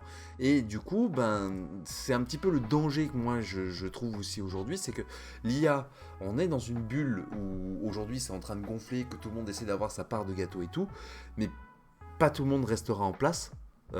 Forcément qu'il y en a qui vont sauter. Et aujourd'hui, ce qui pour moi peut être dangereux, c'est de choisir une solution basée sur certaines technologies avec de l'IA et de se rendre compte que dans 3 ans, par exemple, du jour au lendemain, on te dit, ben écoute, la boîte elle ferme, l'IA du coup on l'arrête parce que ben économiquement on n'arrive pas à tourner, on se fait écraser par la concurrence. Parce que ça coûte cher aussi de développer ce genre de technologie. Et donc c'est vraiment un truc où il faut rester constamment en haleine. Enfin, moi, je pourrais pas hein, sereinement monter une boîte d'IA dans l'immédiat parce que justement, les choses sont trop incertaines. Autant on en a certains qui se sont déjà positionnés comme OpenIA, bien qu'ils ne soient pas à l'abri non plus, hein, mais comme OpenIA qui eux ont commencé à bien se consolider au niveau de leur marché, Meta qui ont déjà des revenus à côté, Google qui ont d'autres revenus à côté, tout cela je m'inquiète pas forcément. Mais par contre les plus petits, indépendants et autres, là c'est un petit peu plus problématique. Gwen, plus que confiance, je trouve qu'il faut comprendre. Tout à fait, il faut comprendre. Comment dirait Warren Buffett, hop, c'est quand la mer se retire qu'on voit ceux qui se baignent nus. Pas mal en tout cas. Salut à toi Lolo. Ça me fait penser à Skynet, le soulèvement des machines. Oui, j'abuse. Bah, le soulèvement des machines, on a eu, dans les sujets précédents du Home Morning, on a eu quelques sujets. Déjà, on a eu le robot qui s'est suicidé dans les escaliers parce qu'il n'arrêtait pas de reproduire les mêmes tâches inlassables tous les jours et qu'au bout d'un moment, il s'est jeté dans les escaliers. Et voilà, donc ça, c'est dans une administration en Corée du Sud. Donc ça, voilà, c'est une petite anecdote. Et pareil, à un moment donné, ils ont demandé à une IA, en gros, de s'élever elle-même, en fait, d'essayer de faire des choses, en fait, par elle-même. Et en fin de compte, l'IA a déterminé que c'était plus intéressant de venir supprimer certains protocoles de fonctionnement chez lui pour pouvoir justement chercher plus facilement ce qu'il avait à faire. C'est-à-dire que l'IA a modifié son propre code pour pouvoir être plus libre dans ses recherches, dans ses choix pour atteindre son objectif. Donc, on a déjà des petites dérives qui arrivent dans ce sens-là. Donc, il faut être faut faire extrêmement attention à ça. Gwen, j'avais jamais entendu, c'est génial. N'importe de la citation. Complètement. Ouais, la citation de Mais, Lolo. Lolo, il est plein de citations, hein, franchement. Ah mais nous on est fans de ça. Hop. Déjà qu'on programme... Ranek, déjà en programme puisse changer son propre code, c'est affolant. Mais c'est ça, c'est que ça fait... ça rend fou. Bah, le fait qu'une IA, justement, elle puisse apprendre, est-ce que c'est ça en fait, le fait qu'elle change son propre code, ou c'est encore différent là-dessus? Non, c'est différent. Tu vois? C'est-à-dire que Ouais. tu vas donner des limites en fait à ton IA pour lui dire tu ne dois pas te comporter comme ci, tu vas pas te comporter comme ça on te l'interdit, ça on te l'autorise. C'est un peu ça aussi qui se passe. Quand on parle de 3 milliards de configurations, en réalité c'est de ça qu'on est en train de parler, c'est de 3 milliards de règlements qui vont dire plus ou moins à l'IA de faire ci, de faire ça, de pas faire ci, de pas faire ça, et qui vont un peu l'éduquer. Et là-dessus, ben, l'IA en question, elle, comme il y avait des règles dans son fonctionnement qui l'empêchaient d'atteindre son objectif, du coup, eh ben, il s'est dit, ben non, moi tu me fais chier, je vais modifier mon propre code, je vais m'autoriser à moi-même le fait de pouvoir faire certains types de recherches ou de comparatifs, et ensuite, une fois qu'il l'a retiré, il avait les permissions, donc il est allé. Parce que dans son code, il y avait une ligne qui disait qu'il n'avait pas le droit de modifier son propre code, mais à travers un autre exécutable, il a pu supprimer la ligne qui disait qu'il n'avait pas le droit de toucher son propre code, et ensuite, il a pu continuer en fait à toucher son propre code et à le modifier. Enfin, ça va être compliqué tout ça. Eh oui. Koba, c'est fascinant et effrayant à la fois. C'est ça, c'est que c'est fascinant et effrayant. Aujourd'hui, vraiment, l'enjeu vraiment de toutes ces IA en réalité, c'est est-ce qu'on aura une IA qui sera... Parce qu'il y aura des IA dominantes, ça très clairement, mais ce qui est important de savoir aujourd'hui, c'est quel type d'IA va être dominant. Est-ce qu'on parle d'une IA qui va être à la bien-pensance humaine? Est-ce qu'on parle d'une IA qui va être capitaliste? Est-ce qu'on parle d'une IA qui va être communiste, qui va être socialiste, qui va être basée sur de l'autocratie? Enfin, les États ont vraiment engagé un gros combat, un gros bras de fer dessus. Les IA américains, c'est capitaliste. Hein. Bah, tu dis américain, mais je rappelle toujours ce qu'avait déclaré Vladimir Poutine. Celui qui contrôlera les IA contrôlera le monde. Ouais, Là, c'est le nouveau marché, mais il dominera le monde pendant un certain temps, sauf si la finalité de l'homme, c'est l'IA. Tu vois ce que je veux dire? Mais sinon, oui, très très clairement. Lolo, plus que Skynet, il y aura Il y a aussi l'excellente série l'excellente de... série Vas-y, de je te Jonathan laisse faire. Nolan, Person of Interest, qui parle justement d'une IA qui modifie son code pour s'adapter. Et oui, très bonne série qui recommande Lolo. Je sais pas si tu l'as vu cette série Person of Interest. Ça Pas vu, anticipe. pas vu. En fait, c'est une IA qui anticipe les crimes. Donc en fait, les gens sont arrêtés Ah! avant qu'ils commettent. Ah ouais. Donc ça c'est Oui, un peu comme le film avec Tom Cruise, là, dont je massacre le nom à chaque fois. Minority Report. Tu peux très bien Voilà, le dire. Ouais. Minority Report. Hop, tac, tac, tac. Et tu vas modifier ton propre code avec? C'est ça. Oui, tous les jours. On va finir par apprendre des IA pour créer des IA. Bah, c'est déjà ce qui se passe, hein. On utilise de l'IA pour faire du développement. Même moi, aujourd'hui, quand je fais de la programmation, alors, j'ai jamais été un expert dans la programmation. J'en ai fait parce que ben, ça faisait partie de mes programmes, des cours, etc. Mais aujourd'hui, si j'ai besoin de générer du code, je le fais à partir d'IA. Et là-dessus, je vous recommande Mistral, du coup, l'IA française.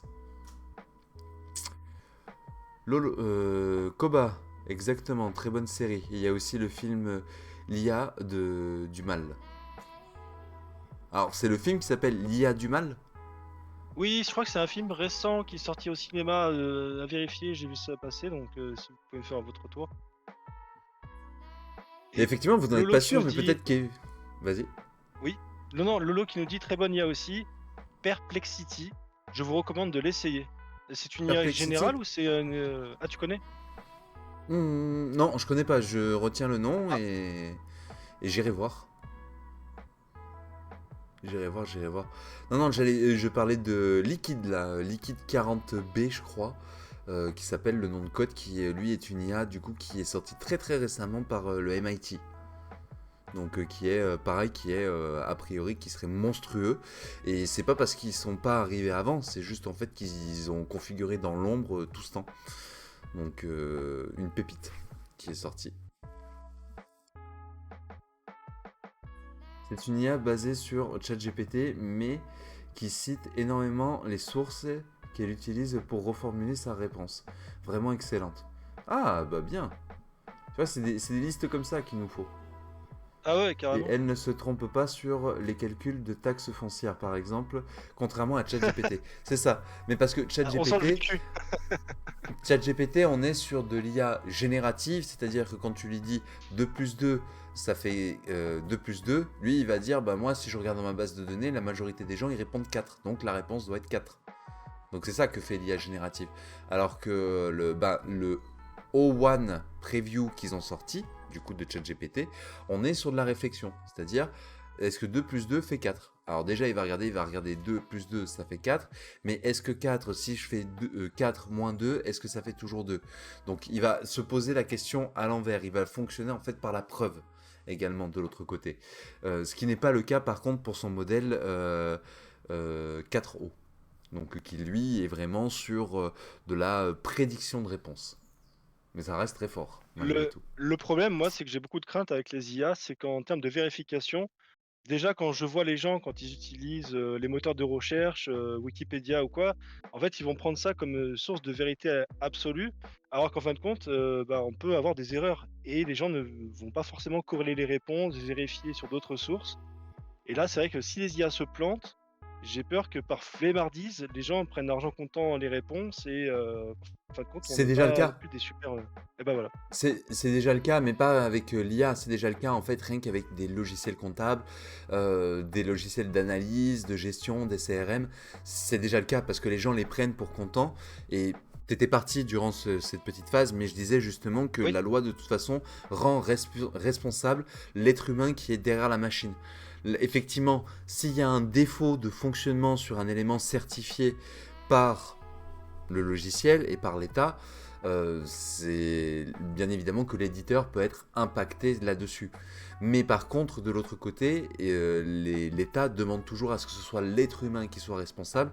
Et donc réellement, même si c'est l'IA qui a tout fait derrière, entre guillemets, c'est l'être humain qui aura été derrière l'exécution de la machine qui sera responsable. d'accord, bon, c'est Même quand si même c'est plutôt l'IA qui bien s'est de mettre plantée. ça. Ouais. Hmm. Non, il faut toujours mettre l'être humain face à ses responsabilités parce que sinon ça va très vite, partir en quenouille si tu vois ce que je veux dire. H qui nous dit, et des fois il y a des changements, il change un peu pour pas donner des réponses identiques à celles de base et, et ça fait... excusez-moi, j'ai le chat qui fait que de bouger. Euh, et c'est comme ça qu'il finit par nous inventer des bêtises cosmiques. Oui, c'est ça, c'est qu'il essaye de faire des phrases qui se ressemblent pas avec les autres, nanani nanana, et qui nous intègre des conneries qui ont rien à voir avec le sujet. Tout à fait. Ouais, des gens savent de moins en moins faire de recherche. Ah, mais tu demandes à la génération qui est un petit peu plus jeune que nous, ils ont des gros problèmes avec Google. Ils ne savent pas faire une recherche sur Google convenablement. Ils posent une question à Google. Alors que Google, ça fonctionne avec des mots-clés, pas avec des questions. Hop, Ranek. C'est déjà le cas avec Google tout court. Voilà. Les Ah gens justement, font une recherche rapide, prenant les premiers liens, et pensent que c'est forcément vrai. C'est ça. Ou ils vont chercher sur Wikipédia, ou d'autres sites de référence, ou alors c'est passé sur un magazine, et... Enfin, ouais.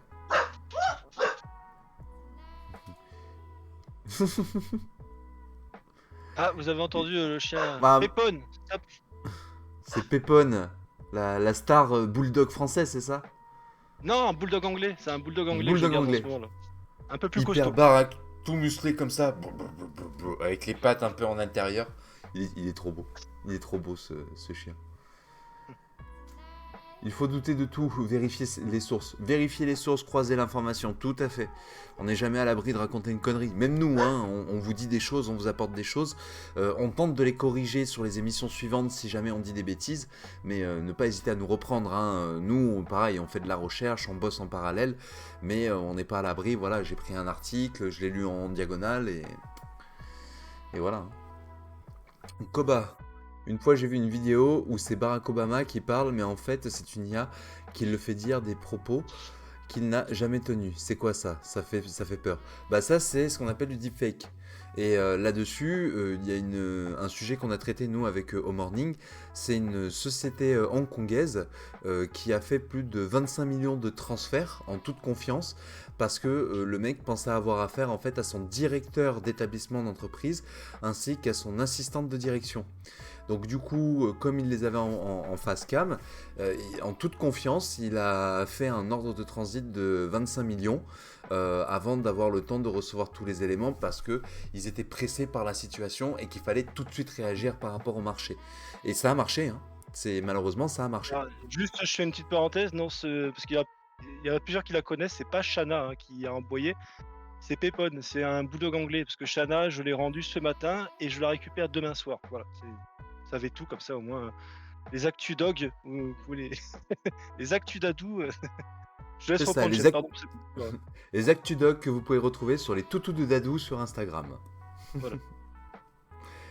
Darez, il y a même des vidéos YouTube où Marine et Zemmour chantent du rail et mangent du couscous. Tout à fait. Maintenant, tu as t'as les call centers qui font leurs appels de démarchage avec des messageries IA. Ça me fout les glandes, ça aussi. Alors, ça, j'en ai discuté avec des professionnels là-dessus. Alors, très clairement, pour des services comme SFR, par exemple, oui, ça va y aller. D'ailleurs, je trouve que c'est une honte. Je trouve que l'État français devrait réagir là-dessus et devrait imposer aux entreprises de laisser l'être humain derrière les services téléphoniques. Parce que qu'on utilise de l'IA pour avoir accès à de l'information ou à des communications simples, ok. Mais pour l'instant, moi, j'estime qu'il faut quand même de l'humain qui soit derrière. Parce que quand à la fin, tu as besoin d'être ne serait-ce que rassuré par rapport à un élément, par rapport à un sujet, moi, si c'est une IA qui commence à essayer de me rassurer, je vous promets que je vais péter un plomb et que je débarque dans leur bureau. Parce que ça va pas me plaire du tout. En tout cas, je fuis ce genre de choses. Je suis pour l'IA pour beaucoup de technologies, mais dans la relation humaine, je trouve qu'il est important que c'est l'être humain qui reste en premier contact et que l'IA soit plutôt vraiment, je vous le dis, pour moi, une IA doit être un assistant. Ça ne doit pas être quelque chose de totalement indépendant. Si on le rend totalement indépendant, dans ce cas, ça ne sert plus à rien qu'on travaille. Je vous le dis, hein, si on rend une IA totalement indépendante, ça sert à rien que l'on travaille. Si on en fait des assistants, notre travail est tout autant plus justifié et on pourra même supprimer les tâches ingrates. Ouais, je suis d'accord, on peut faire le parallèle aussi avec le transhumanisme où, justement, l'équipement doit être une prothèse. Par exemple, si tu veux remplacer une jambe par une jambe bionique et tout pour qu'une personne puisse remarcher, bah, ça c'est très bien aussi et parallèlement, je pense que, l'IA, ça doit être un peu la même chose, quoi. C'est quelque chose en fait qui doit nous appuyer, pas nous suppléer, pour faire la distinction. Complètement. En tout cas, c'est notre combat ici. C'est notre guerre! Exactement. Regarde hier, histoire de Square pendant le quiz. En recherchant rapidement, me disait que j'avais raison. En creusant, je me suis rendu compte que non. Et oui, oui, sur l'année de Square Enix. 1986, hein, pas 83. Hein. Punaise, ça craint grave les deepfakes. Bah, ça craint grave, oui, mais c'est comme tout, il faut du contrôle, il faut de la vérification, il faut du suivi, c'est pour ça qu'il y a des règles. Alors les gens ne comprennent pas toujours pourquoi il y a des règlements dans les entreprises et pourquoi on fait de la traçabilité, bah c'est pour éviter justement ce genre de choses. Donc comme quoi les outils existent déjà, mais elles sont mal appliquées ou mal exécutées dans certaines entreprises. Hop, Darez, et c'est pire chez... est-ce pire que les plateformes de Casablanca chez SFR? Oui, surtout quand l'IA est basée à Casablanca pour SFR. Là, c'est... bah, c'est pire. Oui, je trouve sincèrement, parce que je l'ai déjà vécu dans certains services. J'ai des services qui commencent déjà avec de l'IA automatisée. Et ça me gonfle. Ça me gonfle parce que ça me répond pas. Ça me répond pas à ma question. Ma question, elle est simple, ma question, elle est légitime. Et ben, vous savez quoi, je suis retourné à un accusé réception par courrier pour essayer d'avoir une réponse. Et si je n'ai pas de réponse à l'issue de ça, ce sera peut-être un avocat. Donc c'est vraiment pour dire qu'il y a des entreprises qui se cachent derrière ce genre de technologie et c'est pas forcément en fait une bonne nouvelle non plus. Hop. Alors, on lit les quelques commentaires qui sont là et je vous propose de passer au sujet suivant parce que l'heure tourne et, Eh oui. et il faut qu'on avance. Pour avoir été démarcheuse, je suis pas d'accord. J'ai passé jusqu'à 200 appels actifs par jour et c'est horrible. Si vous pouvez y avoir un prométrie par l'IA, ça serait beaucoup plus simple en général. Bah oui, mais déjà, t'as choisi démarcheuse par téléphone, c'est déjà un problème. Non, je comprends hein, le métier des démarcheurs. Moi-même, j'ai été, c'était autre chose. J'ai été dialogueur. Donc ça, c'est dans la rue directement. Donc c'est encore pire. C'est-à-dire que là, c'est pas quelqu'un que tu peux pas choisir de décrocher par accrocher. Là, t'as quelqu'un qui vient vers toi pour t'interpeller. Donc c'est encore plus intrusif. Mais de toute façon, je trouve que le démarchage téléphonique n'est pas une bonne solution, de manière générale. Elle l'est dans le cas où un client fait une demande, c'est-à-dire que tu t'es connecté à un site internet, tu as fait une demande de devis, on te rappelle à la suite de cette demande de devis, oui, c'est normal. Par contre, si c'est toi qui démarches à partir d'une liste qui t'est envoyée par ta hiérarchie ou par tes supérieurs, non, moi ça fait partie des métiers qui pour moi doivent s'arrêter complètement. C'est malheureux, ça sert à rien. Les informations, on les retrouve. Disons que si l'État communiquait normalement avec les entreprises, avec les écoles, avec les établissements publics, on aurait les informations.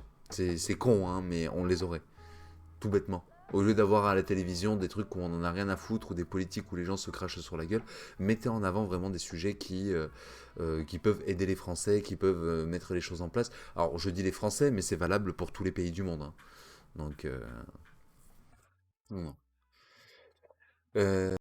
Koba, la Commission européenne doit vraiment légiférer là-dessus, sinon c'est la porte ouverte à plein de dérives. Bah, c'est déjà le cas en fait. Hein. Nous, les démarchages téléphoniques abusifs, on en a parlé plein pendant les émissions. En dehors de ça, moi-même, j'ai participé à quelques actions sur des escrocs, concrètement. Alors pas avec eux, hein, c'est contre eux, du coup, que je m'étais mis. Il y a des choses qu'on arrive à faire, mais c'est c'est une goutte d'eau dans l'océan. Et quand tu vois le montage qui est fait derrière, c'est une société française qui rachète des numéros, mais qui les revend à des sociétés belges qui eux-mêmes sont basées avec des call centers directement en Turquie ou en Tunisie, dont les développeurs eux-mêmes se trouvent au Côte d'Ivoire. Enfin, c'est n'importe quoi. Tu sens en fait que tout le montage, il est pas sain et que c'est là uniquement pour venir pomper de l'argent, des sous et autres. Et c'est vraiment pas sain. Et moi, recevoir 5-6 appels par jour, ça me va plus. Ça me fait chier. Hop. Ensuite, Darès. Les conseils au téléphonie ne répondent pas forcément plus à la question. Bah, ils répondent pas plus, mais au moins tu peux potentiellement négocier. Alors qu'avec l'IA, tu négocies pas. Tac, tac, tac. Retenu un message pour handicap. Cliquez ici. Autoriser. Ben pourquoi qu'est-ce qu'il y a comme problème avec le monde? Ils sont demeurés. Bah oui, ils sont demeurés. On autorise. Bien sûr qu'ils sont demeurés. Voilà. On autorise le terme demeurer, y a pas de souci. Bah, je suis pas certain, ils sont demeurés au sein de cette institution. Bah, c'est ça. On va voir comment les choses vont évoluer. Et sinon, ben, il y a des mouvements, hein, comme la Quadrature du Net, par exemple, que vous pouvez suivre, qui, eux, justement, se veulent un petit peu vigilants par rapport à tout ça. Mais je vous propose, les amis, qu'on clôture cette partie-là pour passer à l'autre sujet, et notamment une vidéo YouTube d'Ado que tu as sélectionnée. Tout à fait, alors j'ai trouvé ça donc très intéressant sur la chaîne YouTube de RSA, de Teddyboy RSA, pardon, qui va en fait reprendre une vidéo qui est passée cette semaine sur X notamment. Donc c'est une où on voit donc cette personne, une chinoise là, qui se promène donc dans le quartier de Barbès et qui va donc se faire en fait agresser entre guillemets et tout.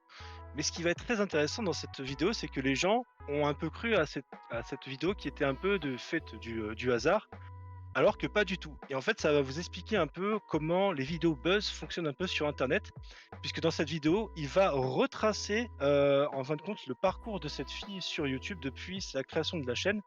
Alors donc, c'est une dame au départ qui est, chinoise, donc qui va donc vivre, s'installer en France et puis, donc elle va un peu partager donc, des vidéos, de cuisine notamment où elle va tester certaines choses, certains restos et ce qui est intéressant, c'est qu'en fait, tu vas voir, elle fait, même pas, 3 000 vues, 5 000 vues et un jour alors voilà, oui, ça va lui arriver, elle va avoir donc une vidéo où elle va se faire agresser et donc là, par contre, paf! Elle va passer à 33 000 vues et puis en fin de compte, ce qu'elle va faire, c'est qu'elle va donc après organiser ces vidéos entre guillemets «spontanées» où en fait, eh ben, forcément tu vas dans certains quartiers et bien tu vas avoir plus de chances de provoquer cela et c'est un peu comme ça que va fonctionner un peu internet et les algorithmes.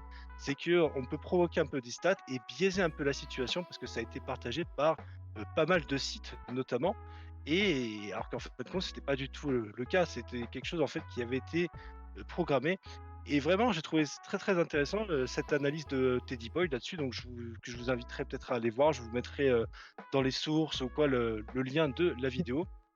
Mais, non, non, c'est vrai que d'ailleurs toi aussi, hein, tu as pu un peu, échanger avec lui et c'est notre cher, ami Web Brutal, donc Béa Fidèle dans le chat, qui lui avait donc partagé un extrait de cette vidéo sur Twitter, pensant un petit peu, voilà, que c'était peut-être, spontané, alors que non, Teddy Boy avait fait un recherche d'investigation voilà et bon, bah, donc en fin de compte, on a pu voir qu'il y avait, peut-être, une nuance à apporter et voilà, c'était plutôt cool en tout cas qu'il ait repris cette vidéo, voilà, qu'il ait pu un petit peu en parler.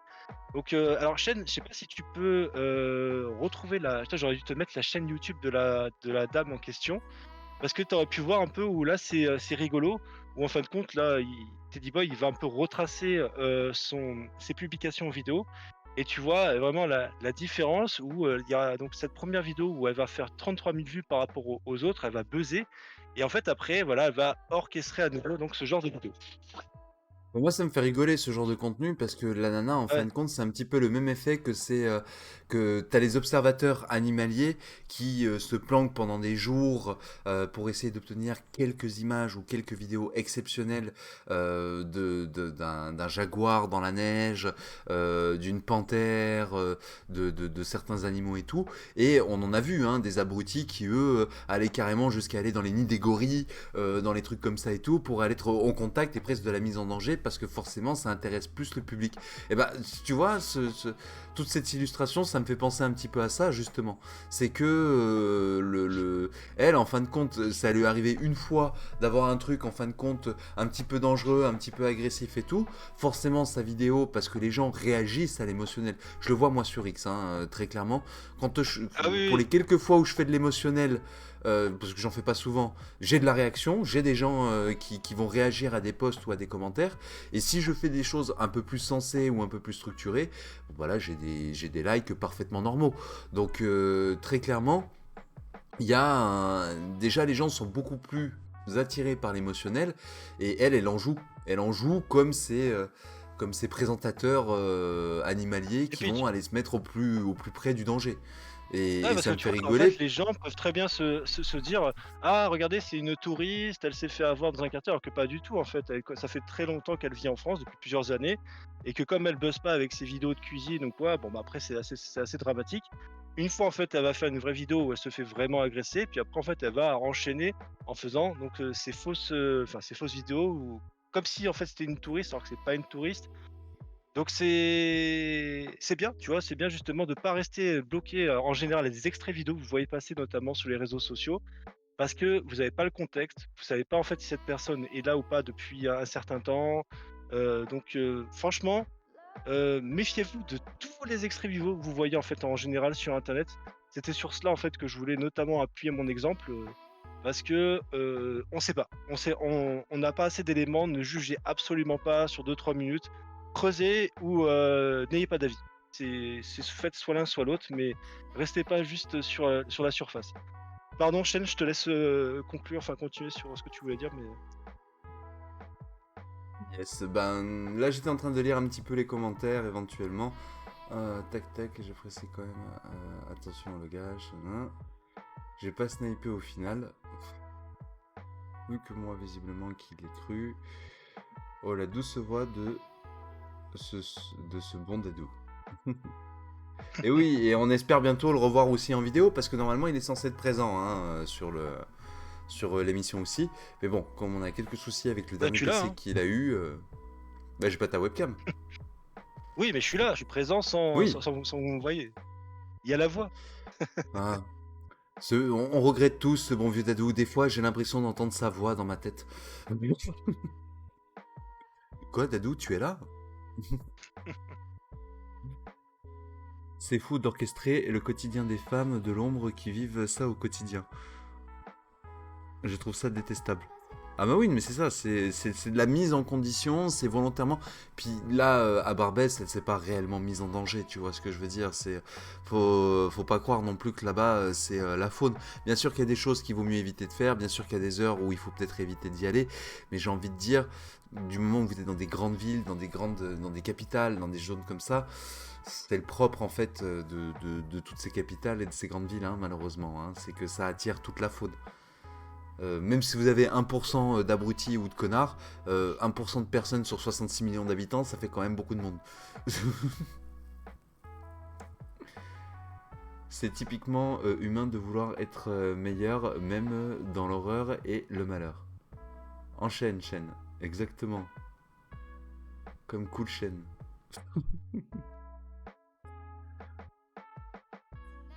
Chaîne nébulaire.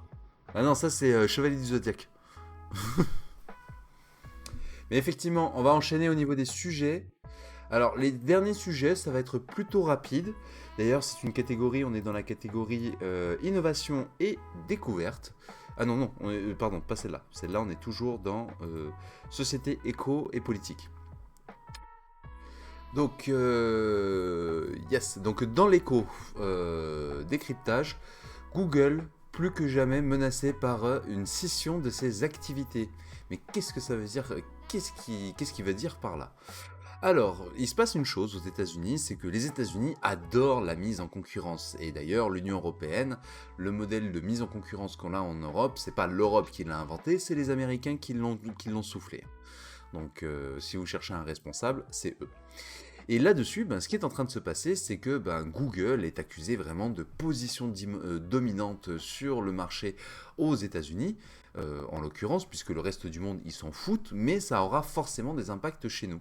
Et donc, le gouvernement américain est en train de se pencher sur une possible scission de Google afin de séparer ces différentes activités de moteurs de recherche, d'Android, de navigateur, de Xlab, Google Lab, pardon, etc., etc. Et donc ça peut avoir des conséquences par rapport à ça, parce que déjà aujourd'hui, les services Google sont tous interconnectés. Donc si demain ils créent cette scission, qu'est-ce qui va se passer? Est-ce qu'en faisant cette scission, ils espèrent, pour moi, hein, dans leur tête, est-ce qu'ils espèrent que les services vont se mettre en concurrence entre elles, ou est-ce que c'est plutôt pour dire, bon ben, parce que vous avez Google qui est au-dessus, votre service IA qui est pourri, bah, même s'il est pourri, bah, vous arrivez à faire le poids sur le marché parce que vous avez la maison mère qui est au-dessus. Mais je ne suis pas convaincu de la pertinence de cette action.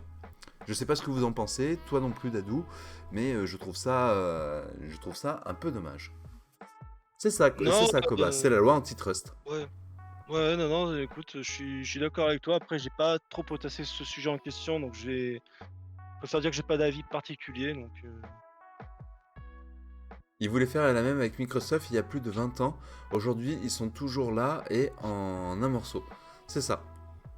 Après, c'est des accords qu'ils essaient de trouver entre les entreprises et autres. Mais pour Google, voilà, on va voir ce que ça va donner. C'est une affaire à suivre, hein, parce que pour l'instant, rien n'a été rendu, rien n'a été communiqué. Mais forcément, il y aura un impact par la suite là-dessus. Je vous propose de passer dans la catégorie innovation et découverte. Ah non, ils n'arriveront pas. Google, c'est un monstre. C'est ça. Ils sont monstrueux. Ils trouveront le moyen de leur mettre la pression de l'autre côté. Ça, je leur fais entièrement confiance. Ranek, après, je suis pas contre de se séparer Android de Google au niveau des bloatwares, par exemple, mais franchement, pas vital, quoi. C'est ça. Alors, séparer Android, je sais pas. Moi, je t'avoue que, au contraire, je pense qu'il doit rester intégré pour qu'Android bénéficie d'un maximum d'évolution dans son développement. On change de catégorie les amis, donc innovation et découverte, hein, on est quasiment sur la fin puisqu'il nous reste 2 petits sujets. Mais je voulais quand même vous le mettre en avant. Déjà, c'est tout nouveau, ça vient d'arriver en France, un robot vigile contre les vols en supermarché testé au Havre, des résultats déjà prometteurs. Alors, cette annonce me fait rigoler, parce que voilà, hein, maintenant on a des robots qui se déplacent dans les supermarchés et qui sont là pour venir te surveiller, pour voir un petit peu ce que tu es en train de faire. Et je comprends pas pourquoi l'image n'apparaît pas. Il y a une image hein, normalement qui est censée être présente. ah, peut-être à cause de la pub, non? Ouais, c'est juste à Rafraîchis, mais cause en du tout cas, bloqueur de...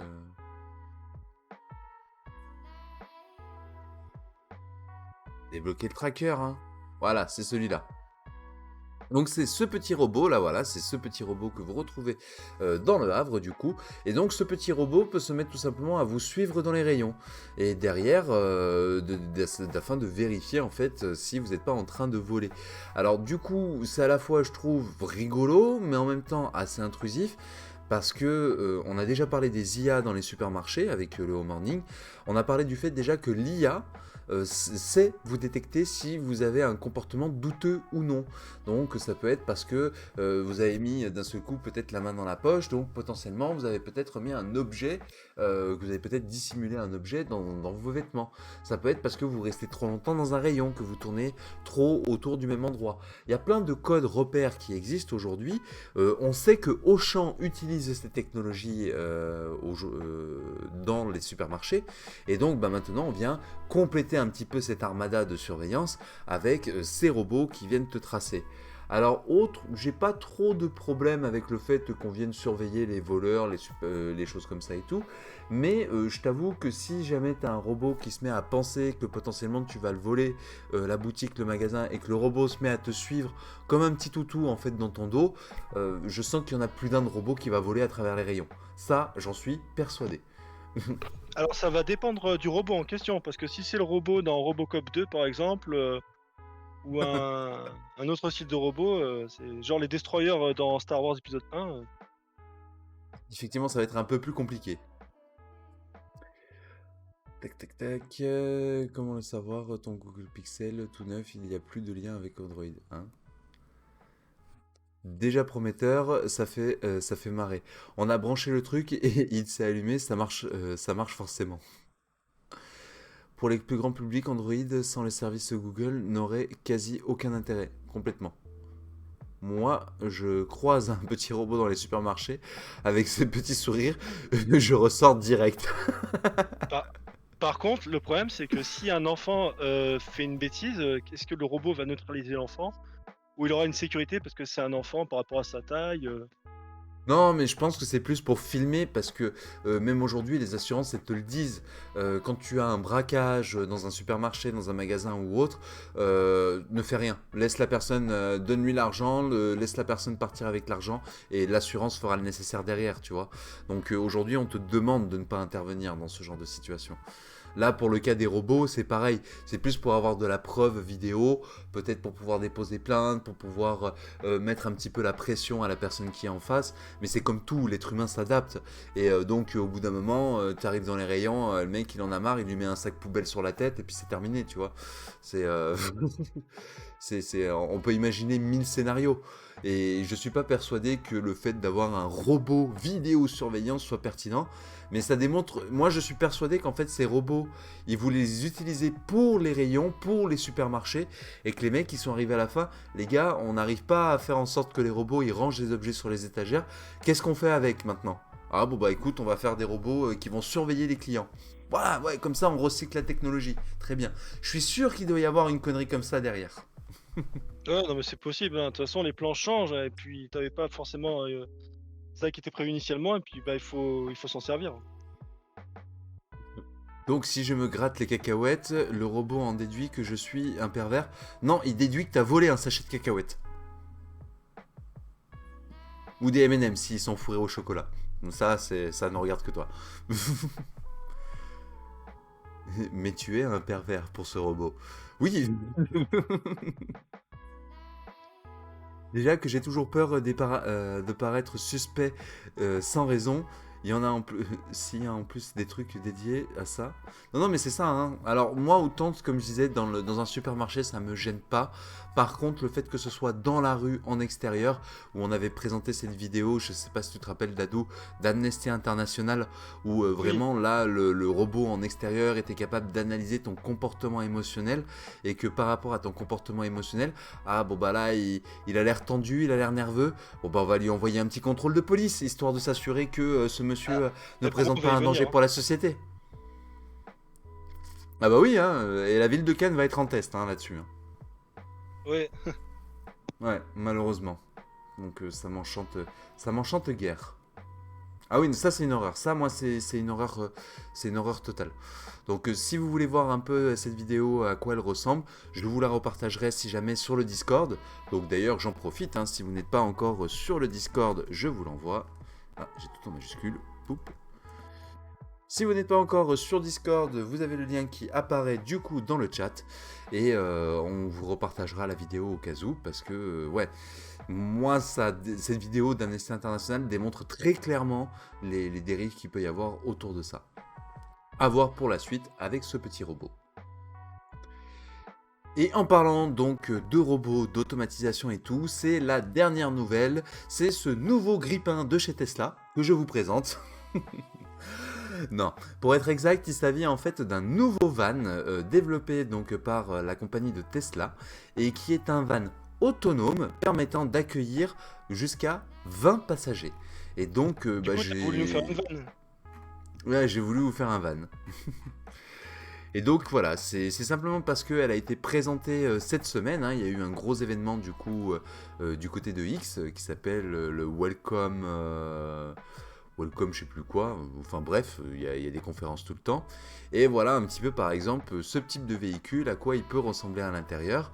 Donc c'est un véhicule qui est fait pour pouvoir transporter une dizaine ou une vingtaine de passagers, il n'y a pas de volant, c'est vraiment un peu en mode limousine, et ce serait potentiellement les futurs véhicules de transport citadin. Vous le voyez, hein, dans les petites villes, on a ces... Je vous parle pas des grands cars immenses et tout. Là, on parle vraiment d'un petit véhicule qui va faire par exemple des circuits très réguliers en ville, à des endroits où on peut pas forcément mettre de tram, où on peut pas mettre de métro ou d'autres moyens de locomotion. Et donc ce véhicule pourra se déplacer à l'intérieur, venir se recharger automatiquement, voilà, être en totale autonomie. Pour l'instant, il y a juste le nettoyage et son entretien qui nécessite d'être encore en manuel. Voilà. Mais bon, nouvelle petite technologie qui fait quand même plaisir. Le H qui nous demande si c'est une vraie photo ou si c'est un modèle 3D. Alors, là, la photo qui est ici, c'est un modèle 3D qui est présenté. Et je suis... Hop, on va retourner parce qu'ils ont présenté un petit peu tout ça. Tac, tac.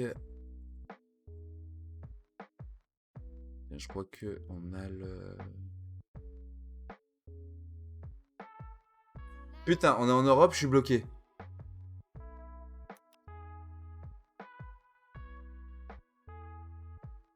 Et ben voilà, ça commence déjà. Elon Musk nous bloque quand t'es en Europe sur certains contenus. Super. Alors, yes, donc il y a plusieurs choses qui ont été présentées. Donc le véhicule en question, vous l'avez là par exemple. Donc vraiment, quand je vous dis que ça ressemble à un grippin, ça ressemble à un grippin le bordel. Hein. Ouais, cette apparence un peu de tête de robot.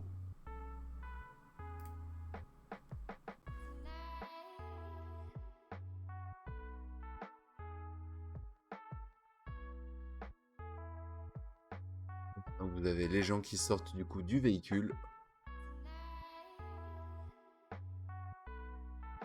Là on voit, on aperçoit un peu l'intérieur que l'on a vu justement sur les images et sur la photo. Donc voilà, un futur modèle de transport, hein, du coup, à proposer pour les villes, pour les circuits, les parcs, ce genre de choses. Il y aura peut-être d'autres formes. C'est pas la seule chose qui a été présentée également pendant l'événement, puisqu'ils ont présenté également le dernier, le robot de la compagnie Tesla. Donc ce robot totalement autonome qui est inspiré de Sony, donc le film IA, je De crois. iRobot. De iRobot, voilà, de iRobot.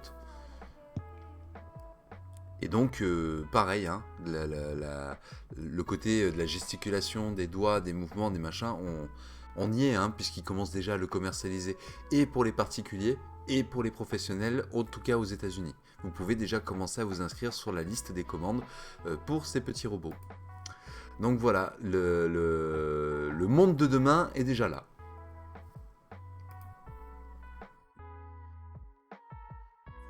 Hop. Qu'est-ce que ça nous dit un petit peu dans le chat? Une navette, quoi. C'est une vraie photo, un modèle 3D d'image. Bah là, on l'a vu. NordVPN est ton ami. Non, bah NordVPN, moi, j'en veux pas le.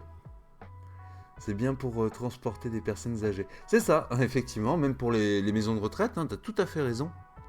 Mais pourquoi c'est systématiquement moche? Ah, bah ça, c'est pour faire parler. On n'a pas la C'est même pas moche, mais en grille fait, tu veux faire un style peinte, toi et moi. futuriste, moderne et tout, comme dans les films, tout ça, mais bon, c'est pas forcément plaisant ni charmant comme les véhicules de collection. Le croisement interdit entre un grippin et une Roomba. Un Roomba. Complètement. On dirait un design de comme dans les années 70, on imaginait les designs du futur.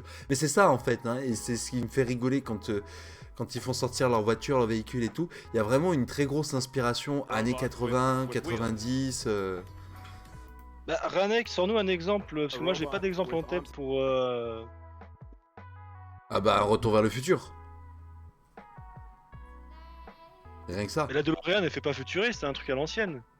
Mais pas la DeLorean, mais quand ils se retrouvent dans 15 ans plus tard, et que là on voit les hologrammes, les voitures volantes, les machins, les designs, c'est assez ressemblant, hein, dans la forme, dans les arrondis, dans les choses comme ça.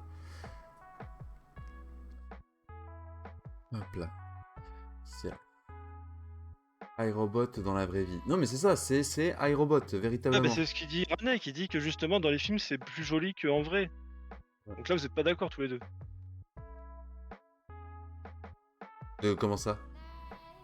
J'écoute à moitié, je suis désolé, je lisais les commentaires, Ouais, du ouais. coup. Non, que Ranek, en fait, il trouve les véhicules dans les films futuristes beaux et qu'en vrai, il trouve ça moche, les présentations de Tesla. Bah, j'ai envie de dire, c'est peut-être à cause d'une cohérence d'univers aussi. C'est-à-dire que dans les films futuristes, tu vois aussi des bâtiments avec les arrondis, du modernisme, des choses comme ça. Alors que là, effectivement, ta voiture Tesla, elle se retrouve à côté d'une grange. Ça fait un petit peu contraste, tu vois. Moi, je le vois un petit peu comme ça. C'est hyper lissé, c'est hyper moderne, c'est hyper. Moi, j'ai un robot comme ça dans mon salon. Il va faire tâche avec le décor de l'appartement, hein. Très clairement, hein, tu vois. Par contre, j'ai des clients, par rapport à leur déco, par rapport à Ouais. l'intérieur et tout, ils ont un robot comme ça, bah ça va avec le style de la maison.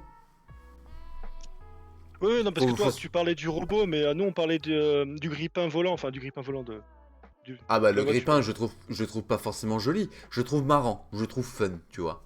Mais c'est pas la voiture, c'est sûr, c'est pas la voiture de mes rêves, hein, très clairement, hein. Me faites pas dire ce que je n'ai pas dit.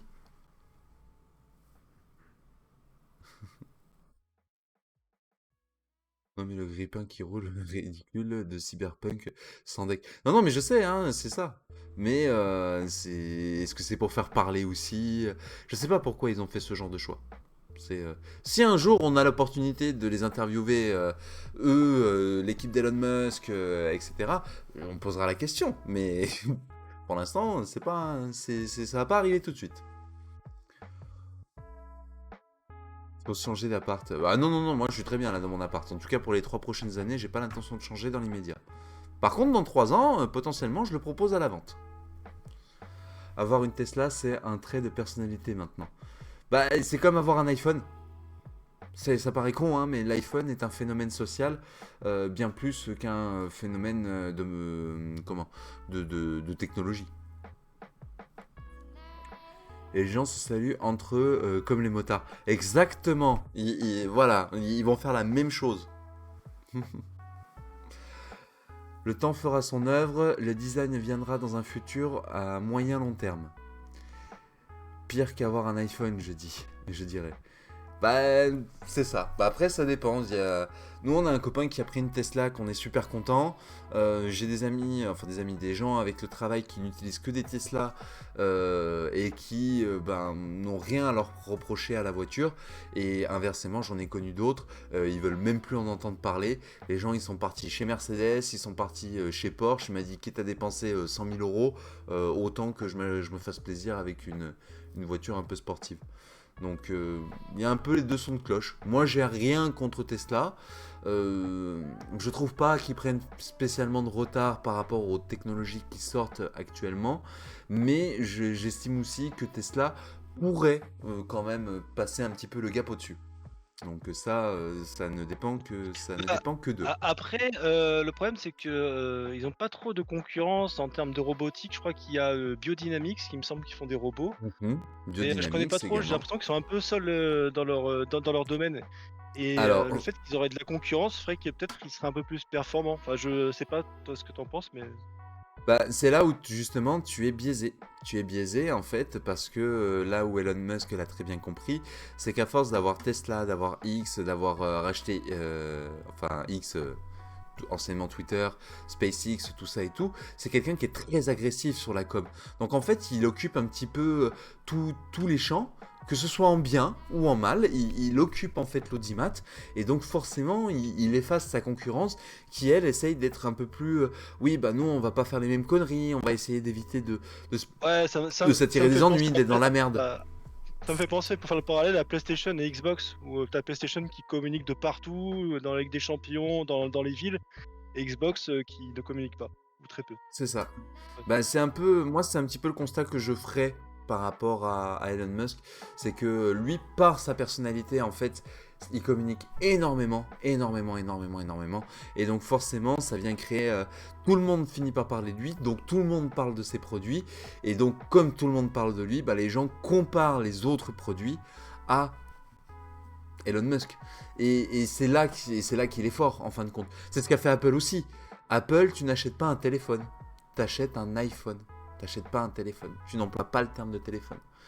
Leur casque, c'est pas un casque VR. C'est Vision Pro. Tu vois, c'est différent. C'est pas comme les autres. PlayStation Pro. Ouais. Ils ont copié Ça un peu s'appelle Apple là-dessus. Ouais. ça s'appelle pas IA chez Apple. C'est pas une IA. C'est Apple intelligente. Donc c'est du marketing, hein. Ouais, bien sûr, Hop, bah, c'est très très important et les entreprises qui le comprennent, bah, elles ont raison en fait. complètement. Alors, je regarde un petit peu les commentaires. Avoir une Tesla, les gens saluent entre eux, tac. Les robots chiens, il est juste insane. Ah mais complètement. Boston Dynamics d'ailleurs, ouais, c'est ça. C'est Boston Dynamics qui s'occupe des robots chiens. H, je dis pire dans le sens où il y a les opinions politiques d'Elon Musk qui affectent un peu comment les gens voient ses produits. Complètement, mais c'est aussi à cause de ses réactions qu'il a fait avancer certaines choses. Il faut dire que par exemple pour ce qui est du domaine spatial, sans l'arrivée de SpaceX, le domaine spatial serait encore en retard d'une dizaine ou d'une vingtaine d'années. Tellement en fait justement il y avait du monopole de la part de certaines compagnies dans le domaine spatial et quand Elon Musk est arrivé sur le marché, qu'on lui dit non, non, tu vas te plier à nos règles, ça fonctionne comme ci, comme ça par ici sur le marché du spatial. Et donc Elon Musk a mis un gros coup de pied dans la fourmilière, a fait une déposition au niveau du tribunal fédéral. Et il a expliqué, il a dit non, mais je comprends pas là le délire du monopole de votre gars, alors que vous êtes anti-monopole, vous êtes antitrust et compagnie. Et pourtant, vous laissez des compagnies spatiaux avoir le monopole sur qui peut lancer des fusées ou pas. Donc voilà, c'est l'un dans l'autre, qu'on aime ou qu'on n'aime pas le personnage, ce personnage en tout cas fait avancer les choses et bouscule les choses. Evili, ils ont raison en même temps, ça marche. C'est ça, c'est que tant que ça marche, c'est que il a la bonne recette. Pas pour tout le monde, certes, mais ça a forcément une influence en moins sur certains. Ah oui, oui, complètement. Musk, quand il a racheté Twitter, le mec s'est pointé dans les locaux avec un lavabo. Ça m'a C'est marqué. vrai, Non, mais c'est ça. c'est délire. Et ça marque les gens justement. Il joue avec les codes d'internet, tu vois, il a compris. Elon, c'est un personnage, mais il n'y a pas que de mauvais, loin de là. Il est juste lunaire pour le jeu de mots. Ah, mais complètement. Et puis bah écoutez les amis, on arrive gentiment à la fin de cette émission, du coup. Émission dont vous avez été très constant, puisque on est toujours 15 personnes sur le live. Ça fait extrêmement plaisir d'avoir autant d'interactions durant l'événement. L'année dernière, on avait un peu de passage, mais c'était un petit peu plus tranquille, un petit peu plus discret. Alors que là, bah, au contraire, on peut débattre avec vous, on peut échanger avec vous, et vous-même, vous apportez du contenu à Housing. C'est extrêmement important. Le timing est parfait. Tout à fait. Là, le timing, on est relativement bon. En tout cas, les amis, pour revenir un petit peu sur les sujets de Housing, hein, du coup, l'actualité autour de Housing, je rappelle, la semaine prochaine, donc, Ranek se présente sa nouvelle émission qui s'appelle On Teste, qui est une nouvelle émission qui est basée justement sur, on va noter tous ensemble, avec vous dans le public, on va noter donc des jeux vidéo, et notamment celui de la semaine prochaine, c'est le dernier Zelda qui est sorti sur le marché. Quant à moi, par contre, on se retrouve samedi prochain avec Dadou en compagnie pour la suite des émissions donc des Home Morning, l'actu du numérique. Aujourd'hui, comme je vous disais, on a été 15 tout au long de l'émission. Essayez de voir si vous arrivez à attirer, un petit peu, au moins, essayez de prendre avec vous une personne de plus. Si vous arrivez à prendre avec vous une personne de plus, de 15, on passe à 30 personnes.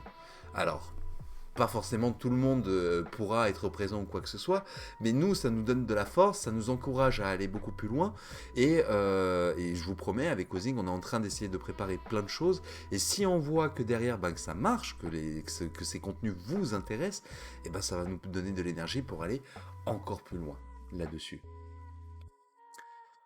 C'est ça, c'est le cercle vertueux, comme on dit, qui est en train de se créer, je pense. On en est qu'au début, et c'est Gentiment, ouais. super, merci à tous. Hein, ouais. Ouais. Merci en tout cas à tous d'avoir participé à cette émission.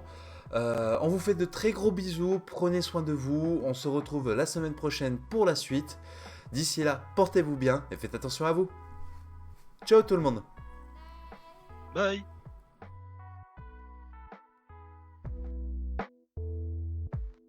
J'ai oublié de préciser, les amis, on est présent sur Discord encore quelques petites minutes si vous voulez venir discuter, converser avec nous. On va passer en zone publique. Des bisous. Et Vili, mets le lien du Discord si tu veux. Voilà, bah parfait. Super.